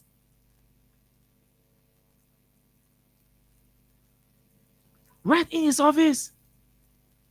If you tell me, look, if I don't have respect for anybody in Joe Burger's office, Kofi Rules, even if that 5% respect, it will be there for Kofi Rules because of his background and his history.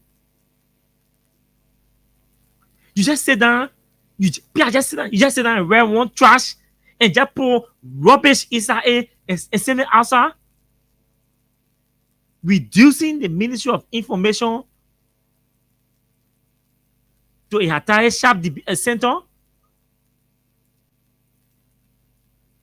Treading on lies and hearsay and they say and fabrication. Look, Ministry of Information is supposed to be fabricating stories against a citizen, a senator, an ambassador for Liberia to the West African region.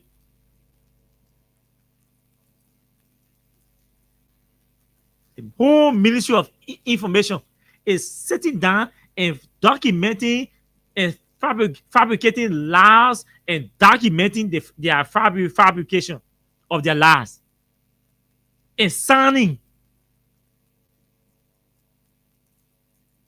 You can, me. Hey, Jesus.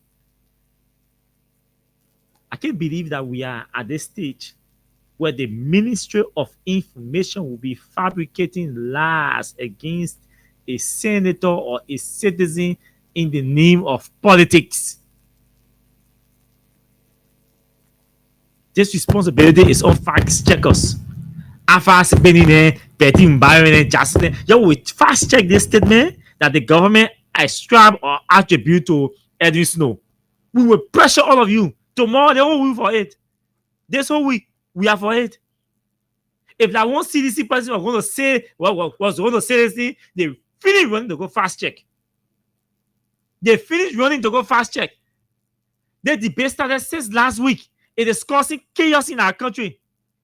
It is causing further political pain in our country and further political division. This statement issued by the government could create a lifetime hate or hatred between any Snow's political base and political class and Jeremy Pierre, the UP people political class. That's how hatred can start. Political hatred can start. Today you're talking about Joe Barker and George Weah. You guys are not seeing what is happening now. Today the UP is creating another hate. You say Snow say he's cutting short his trip to return to this country. That's how seriously he takes this statement from the government. And some of you say you're playing politics. This is no politics. This is no politics. This is dangerous for our democracy. It's dangerous for our democracy. How did we get here? How did we get here? The other day I told one of my UP beginning and saying, he said, I said, my man, if you guys can start the advocacy to tell Joe Barra to step down, it will be too good for us. A country that has a president that is not in charge of the country, that country is a lawless and reckless place. This is the case with Liberia. Mr. Barker is finished. He's done. The old man is done. I feel for the old man every day and night. I feel for him. I pity this old man. I pity him. This old man is 80 years old. He's 80 years old.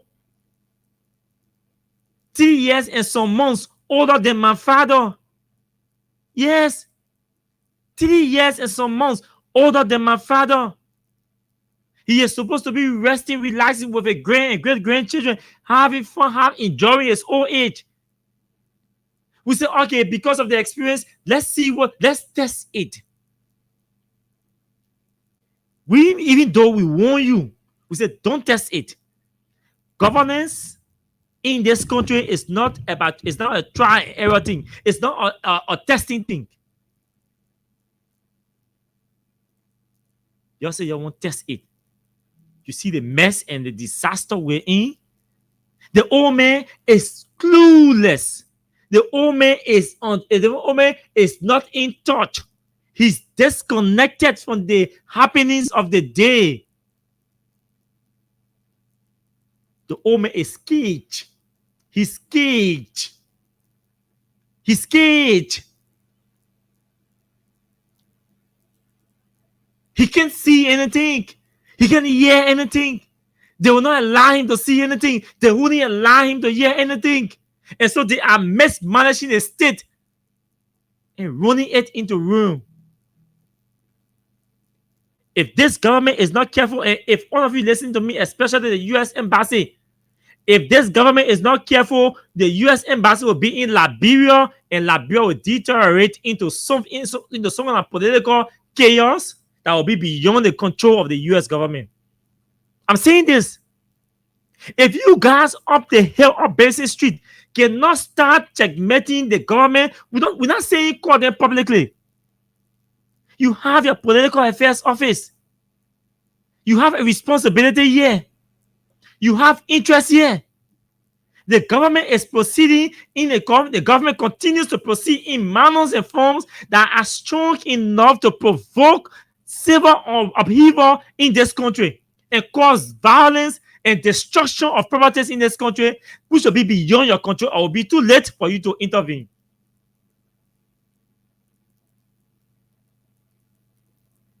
The government is treading the wrong path.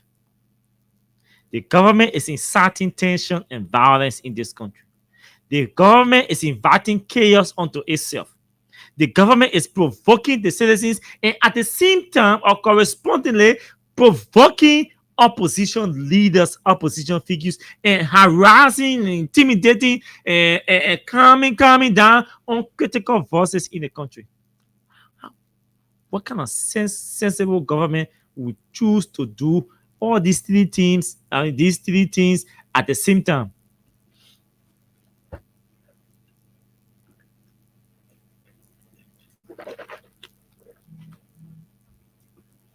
What kind of sensible government would choose to do these three things at the same time? You're chasing critical voices, intimidating critical voices. I'm about to call the names of the 17 names of people that the government, the police, that the police has instructed to be tilled. Tilling them for what? Tilling them for what? Let me call the names and open the telephone lines for you to call in. And have your say. Tilling them for what? I will reread somebody said yeah, so I will reread the names and then I will post the names because the premiership is a police officer premiership. So I'm not going to post this list because they will definitely be able to trace the police officer because they call all the police officers and told them to write their names in their own premierships. All the officers on that project. They call all of them and told them after they tap the list and y'all bring that list back. All of y'all sit down here. All of y'all sit down here and write the names in your own premierships. In case they leak, we will know. You will be the prime suspect. So I'm not going to take that risk. The person keys everything in the something. So these are things that can cause people not to trust you again because it means you are not capable of handling sensitive information or sensitive documents. They didn't leave by that person, but that officer didn't get a job. Yeah. So these are the names, 17 names that the CDC, the police is captioned POIS. I'm told it's a representation for persons of interest. Initially, the names were 16. And according to our source, when they sent the 16 names down, later on, according to our source, the police RG office also sent down the 17th name. And that 17th name was the former vice president, Jiwa Taylor. So here are the 17 names that the police is currently tilting. Anywhere you go, your call logs, everything is being monitored. Your call logs, your movements, everything is being monitored. Austin KAWAH, I'm the one telling all of you 17 individuals that I'm about to call your names. Your call logs, your calls, your text, your entire in fact, they look at your numbers, all your numbers, your two major numbers. They have all your numbers. LTA has all your numbers. And they have your line, your telephone lines being monitored on a daily basis. I can show all of you. They have all your numbers and your calls, your phones, your everything is being monitored on a daily basis. With the police, they have surveillance behind you and all of that. How you enter your homes, how you leave your homes, where you can pass to enter and where you can pass to leave, all of that. The state is on your backs. Number one is Mobake Molu. Number 2 is Chocon. I will read just as it is written here. Number 2 on the list is Chocon Gray. Yellow machine, in parentheses, yellow machine. And the caption head, Supreme Motorcycle. Number 1, Mobake Molu. Number 2, Chocon Gray. In parentheses, they have yellow machine. Head of Supreme Motorcycle. Number 3, Abdul Kane, National Gatekeeper. Number 4, Avin Wise, Youth Chair CDC. Say Youth Chair CDC. Who do you Avin Wise that Youth Chair for the CDC? Number 4 is Avin Wise, Youth Chair CDC. Number 5, Akaros Gray. Number 6, Sylvester Whedon, Soup Chairman. In parentheses, it says Soup Chairman. In parentheses here. So number 6, y'all who are super is your chairman. His name is on the list. Number 6, Sylvester Whedon, Soup Chairman. Number 7, Poker Rabber CDC. Number 8, Horatio Gould ANC. Number 9, Jangako CDC.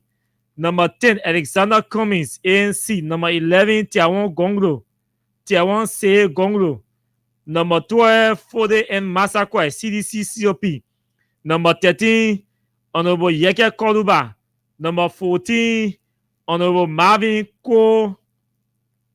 Number 14, Marvin Ko.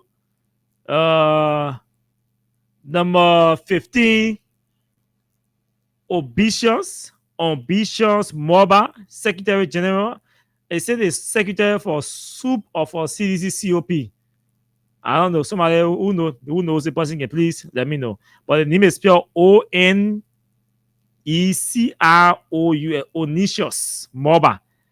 Somebody please help me with this person who I see Secretary General. I don't know whether he's a Secretary General for SOUP or he's the Secretary General for CDC COP, but his name is on this list as the number 15th. That's number 15 on the list. Onicious Moba. They just have Secretary General. You know, the screenshot was taken, so the position is not showing in the screenshot. Then the picture that was done, sorry. And then number 16, Honorable Frank Safoko. And number 17, Jefferson Tamakoji. So these are the names. These are the names.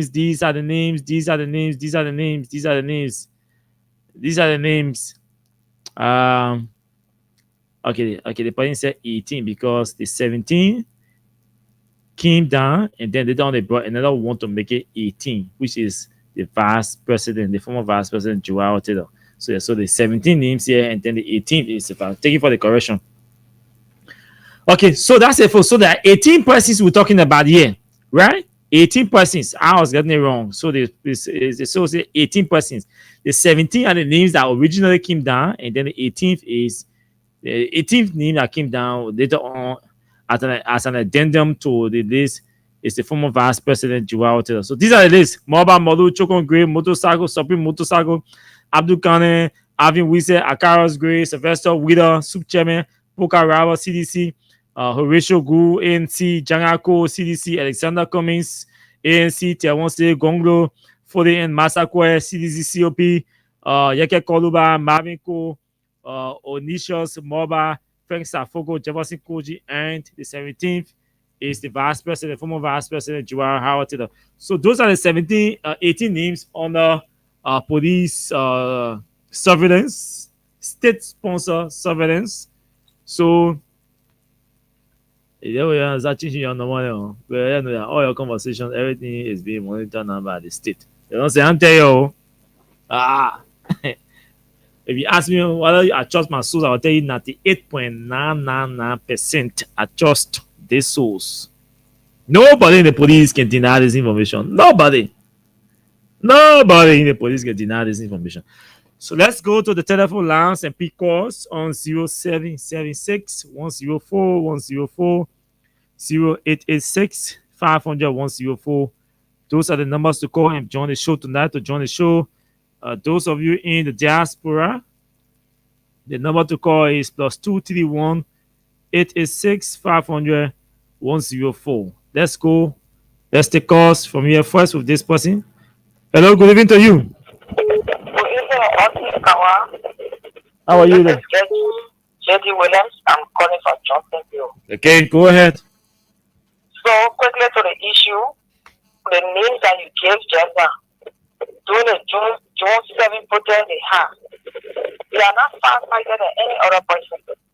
They live, the communication they had a personal and private SIM card that was registered in individual, ordinary citizen names that they were using to communicate with each other because they didn't want for the information to be leaked until the protest was successful, so they started using the mainland. So they are not gods, we are Liberians. And nobody can stop anybody from going through protests. Another issue has to do with Honorable Snow. Honorable Snow is one of the long-serving person in the parliament when it comes to ECOWAS activity. And still to be corrected, other countries, people went from one term and they never got re-elected. In the countries, somebody took the position. So he has vast knowledge when it comes to not to be. And another thing for Liberia to set a caveat as a campaign for them to gain that seat, which is just a slack chance for them to get it, is because ECOWAS was abused and insulted by them when they had the renegade lawmaker, and at the end result, it went viral with ECOWAS and EU. Everybody had the information. So with this, who can trust a country that had a crisis with two speakers and the legitimate speaker was denied in the process?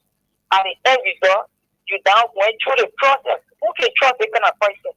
With all of the activities that ongoing, you took care about it for other countries, you did cut and paste on it. On your own, it's reality. The GFK hospital, my grandson died the other time. We went there. Thank you. Sorry. Thank you. We want to go straight. Take more calls. That the main fear is that you know, for me, I wish that people can win a seat on the non-permanent seat on the Security Council. I wish for that. But the amount of fun in which the government is proceeding is making things difficult. ECOWAS, ECOWAS a showcase. Go ahead, Masisi. I didn't hear my new listen. What going on? They both say you are no threat to them, so they put your name there. They are no threat to them. Okay, black and family in class are two different times. They are no threat to them. What about black and family in class are two different times with a black and black clothes on them. They both can locate you anytime they won't find you, so they ain't put your name. Problem with that for me, I can die for my country anytime I follow them. Why bother for the power? They shouldn't be a fellow. You're fighting for a seat, so they get it for in the country. Anywhere you fight them, but they all in the street. And they think will be a threat to protest. No! That's why you told us we are getting point in the country. Any flag that we are getting. Why you want to put forth on the nation? You want to go after them? Because you feel their opposition? No! You keep something, you say, oh, we are getting people. Now they don't go messy. You are protecting all when they play you practice all from the blockbuster in this country. They almost brought the airport down. Why you got up on the day you think if you are afraid you lie. You can get everybody in the country. So we're coming outside to do something. We're coming outside to me on the charity of the land. We're coming outside. But for what I see, it will be a nationwide protest. What is it? A fellow what needs and it will be a friend the land. Oh, thank you. Go ahead, Gus.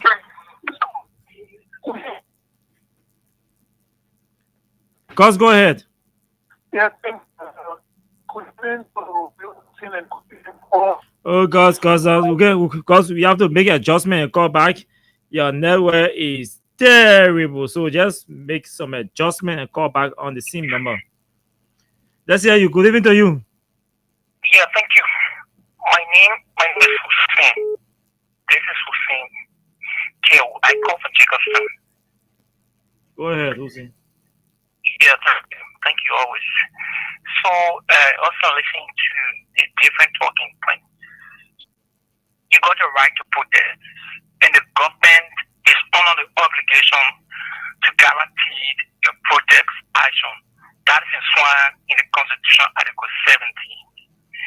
But your protest comes with responsibilities. So often, I'm not going to question your We're in Article 17 say government supposed to condone or guide a protest. No, I said protest that is peaceful assembly is guaranteed on the Constitution, Article 17. I didn't say government have to protect your protest. No, you said government on an obligation to guarantee your protest. Yeah, because the government is on an obligation to protect the Constitution. Okay, yeah. So I want to also be clear of the context now, because you say somebody guarantee your existence. Okay. Yes, because Article 17 is enshrined that people can peaceful assemble. So government is on an obligation to protect the citizens. That is constitutional. So also, I'm not going to question your souls, but I thought if even the government will answer people. That's correct.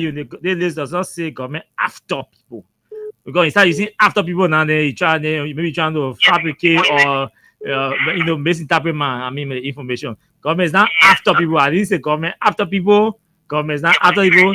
I said government. This scheme from up with an instruction to the Intelligence Bureau to keep these people under surveillance. And that is scheme after the meeting that was held at ANC office in on PB Road. Yeah, you are a journalist. I'm not going to question your source, but I think if there was surveillance or serious matter like Liberians who are serious matter opposition to this government, it will be the Eugene Nangbe, it will be in the Kalasco. You're talking about one. I know how you call him gatekeeper. One Who's in? Yeah. You see, we young people have to be careful at times how we be dismissive in the name of politics. You're not a police officer, and you don't know whether. Let's assume the list is authentic. So you tell me now you are more sophisticated than the police that did the list, and include Abdul Kanem. So the people who did the list, they were stupid. No, what you say, the people who did the list, they were foolish or didn't get sense. That's what it means. No, you don't have to get that impression. But no, that's the impression you gave me now. You're more sophisticated than the police people who did the list. No, so this is what I was saying, right? The way people do lists, security people can do lists. They gotta be rich people. 1 minute, they gotta be rich people or political party leaders or tabras. There are some people who are mobilizers.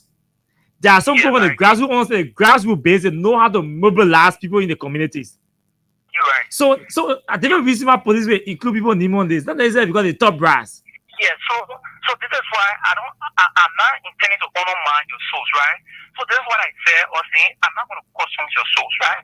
So now, take for example, Abdul Kanem cannot mobilize on the Eugene. My man, you see me. Don't I have another one. We're not doing mobilization competition here. Oh God, I answer your call, they drop the line again. I end up using call just to tell you they drop the line again. Let me take somebody from here. Hello. Yeah, hello. Please go ahead. Yeah.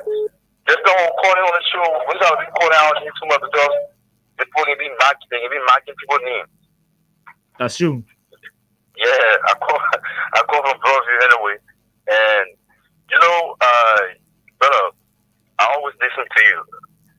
Let me tell you, before Bwaka, could get in power, 2023, November, before that election result could come up, I had this dream. Bwaka won the election. Journalists interviewed Bwaka, how you going to run this country? And he couldn't answer any other question. He was fighting to answer the question. And then those guys that were around him, guarding him, they have blood tie, blood on all their head with bandage tie on it. And one of them, and one of them was my schoolmate. We're in school together. And, it came to pass. A special aid, is my schoolmate from UL. Don't be calling people in the office when they trace you. You see the special aid at your schoolmate from here, they will start thinking now. Terrorists will start thinking who they passing. The terrorists know your voice good. They will not do it. They will not do it. Yeah. So that dream, it came to pass. And before you could get in power, the kidnap took place to King Joe. I saw that in my dream. And it came to pass. So black guy gonna find it difficult to rule this country. You're gonna find it difficult. I saw that long time, and I interpreted that dream. Yeah. Thank you, my brother. Thank you. We hope we need to express or share some of these things, especially this dream. Hello. Yeah, okay. Let us know.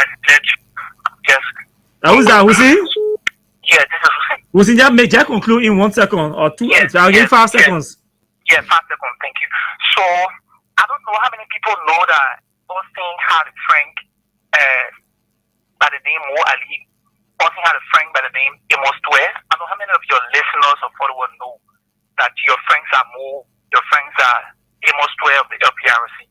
So we have different sides, but we are not enemies. We can disagree and agree on different national issues.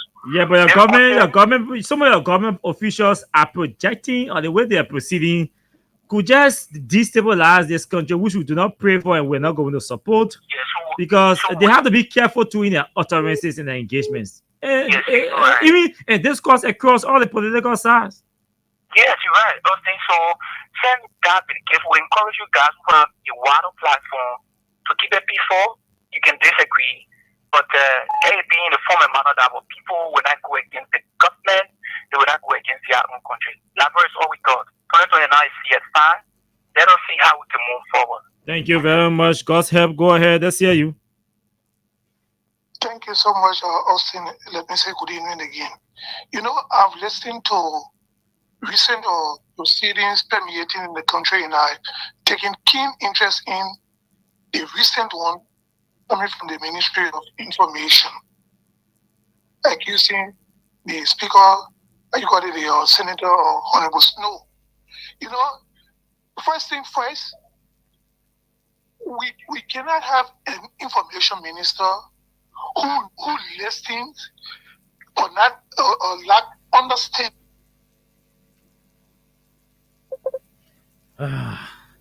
Because they've been rare in Central Maria, but his line, his telephone, always having issue. Rare in Central Maria, because I don't know why he always having network problem. Hello. Oh, you have to move away from your monitor to be a participant on the show. Good evening to you. Let's hear you. Hello, let's hear you. All our problem in this country is from that American embassy. All the problems. Why is it so? The American embassy, the American embassy is a political cartel. These people, they come here. Oh, my man, you want don't come and show you trouble. You call the people embassy political cartel. My brother, I'm telling you, these people they spread this country from the beginning up to today. They are destroying us. They bring Chancellor all the way. They start to turn against Chancellor. They bring Prince Johnson in. They do business with Prince Johnson. And now today, at the end of the day, Chancellor attacked that embassy. Yesterday, they were with Ellen Johnson Selig. The other day, they came again. They are here for the second time. I'm telling you, these people that are cartel over there, all our problem in this country is from that embassy. You check the other. Even the money now, Jonka and the Ukrainian, the money now in, how they call it, Guinea, try to use that train way all the way coming here. These people, they are business people. The Ukraine and other stuff, they are involved into Nigeria business. These people, they are very dangerous. I want you to check what I'm telling you. Go behind, check thoroughly. You will tell me tomorrow. Okay. Thank you very much. Next person, that's his views. Those are his views. He's entitled to his views. Hello, let's hear you.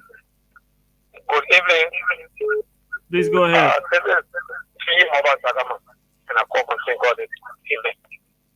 Okay. Thank you very much. For me, I want to tell all Nigerians, we are not afraid of this government. The people are more than the government. The people made the government. So if this government see that they can intimidate people, they can have people live them.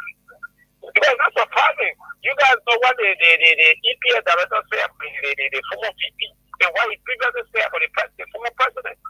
So these guys, they are playing.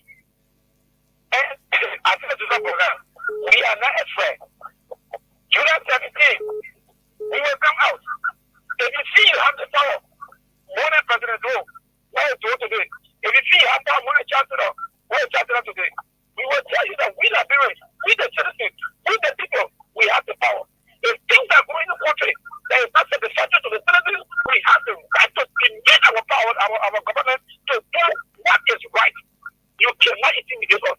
Don't all the police get people come on. Because they are treating people in the you are not in the and they treat them. We put more army, more EFA, we put more. And tell me if they are about money in the citizens, we will come out on the 17th in our numbers. We will come out and our message will be given. And the government is on the full obligation to listen to us and take into consideration our demand. But we are not deterred. Let anybody who wants to live our life. Listen there. We will come out. You cannot intimidate out. So there we will listen when we come out to be afraid. We will not be afraid. We will come out. We are Liberians. This is our country. We cannot be deported from here. So we are prepared with the president boys. Thank you very much. Thank you very much. We'll take 2 more calls and go home. Good evening to you. Please, let's hear you. Yeah. Hello. How are you, my brother? I'm fine. How are you? Okay. I'm Mr. Kadwa from calling from our center. Yeah, thank you for having me on the show. I really want to say something. If you're talking about protest and all the things talking about listening and wow, you would have just hear that. Hello. Good evening to you. Let's hear you. Hello, Austin. Please go ahead. Yeah, my son Austin. Thank you for having me. They never get me one IC question. The way you get all the radio station entire you get this for the Ashkaska to be calling on all the radio station. That is only job you know when you whether you go to LPRC. So they listen I was just read you want to say that la. If we talking about we all are Nigerians, we have to fight for peace. Why the government are they fighting for peace? Are they uniting people? Are they unifier? Especially the Abba Joseph Baka and Grandpa. The way all the radio station he can't even go to a opposition, a government radio station, only opposition because they can get info for the Chicago. You go to LPRC, you get it one. You go to all the ministry agencies to go get Chicago. So you can call all the radio stations. So that way you just see that everybody there. Thank you for having me, Ma Beatrice, calling for the PHP community. Thank you, Ma Beatrice. Thank you. Good evening to you. Yeah, KAWAH. How are you? Who's in Kiaula area? Bless God. I've been listening to freedom. It's to let something hold my heart to call. What is that? Thank you. If the government see that they can try our mother, because the police is nothing for all. The police is nothing for all. We the ex for Baden and Chancellor Livia, our mother is here, we protect her in all angles. If they just try nonsense, they will get to see the weight of the ex for Baden and Lydia, and our mother is here, we will protect her in all angles. So that's why I've been listening to freedom, but I can't call. But when it comes to drug terror, our mother, when they just try nonsense, they will get to know because the police is nothing for all. They know very well it's nothing. Thank you so much. Thank you so much. Okay. We have to go home. We always stealing 15 minutes and we've gone 14 minutes. So J Baba, please entertain us as we go home. J Baba, Cap with a J, no side G, international baby.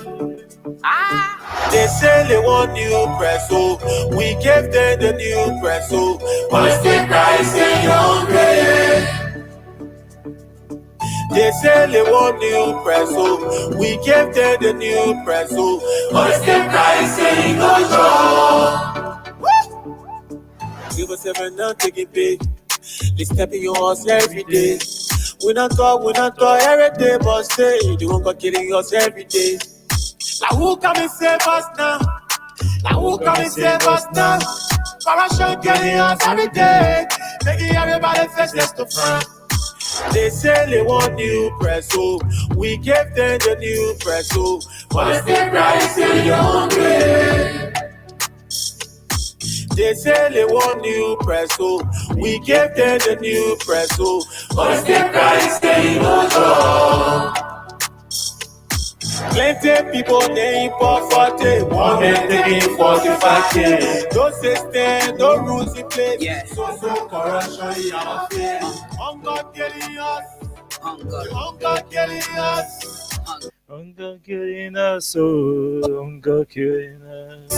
They say the devil walk. Okay, folks, that's how we go home. We said to you, the hungry man. This song angry man starts the political sermon.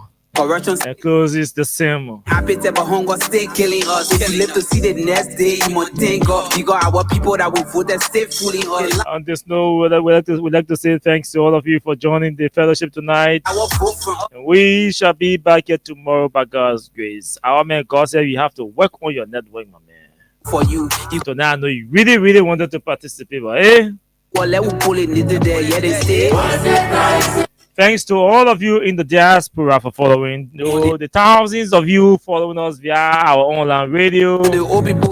And those of you who watch us via our Facebook handle, YouTube. We shall be back tomorrow by God's grace. Until then, do have yourselves pleasant moments in your respective areas. Austin KAWAH. Bye-bye.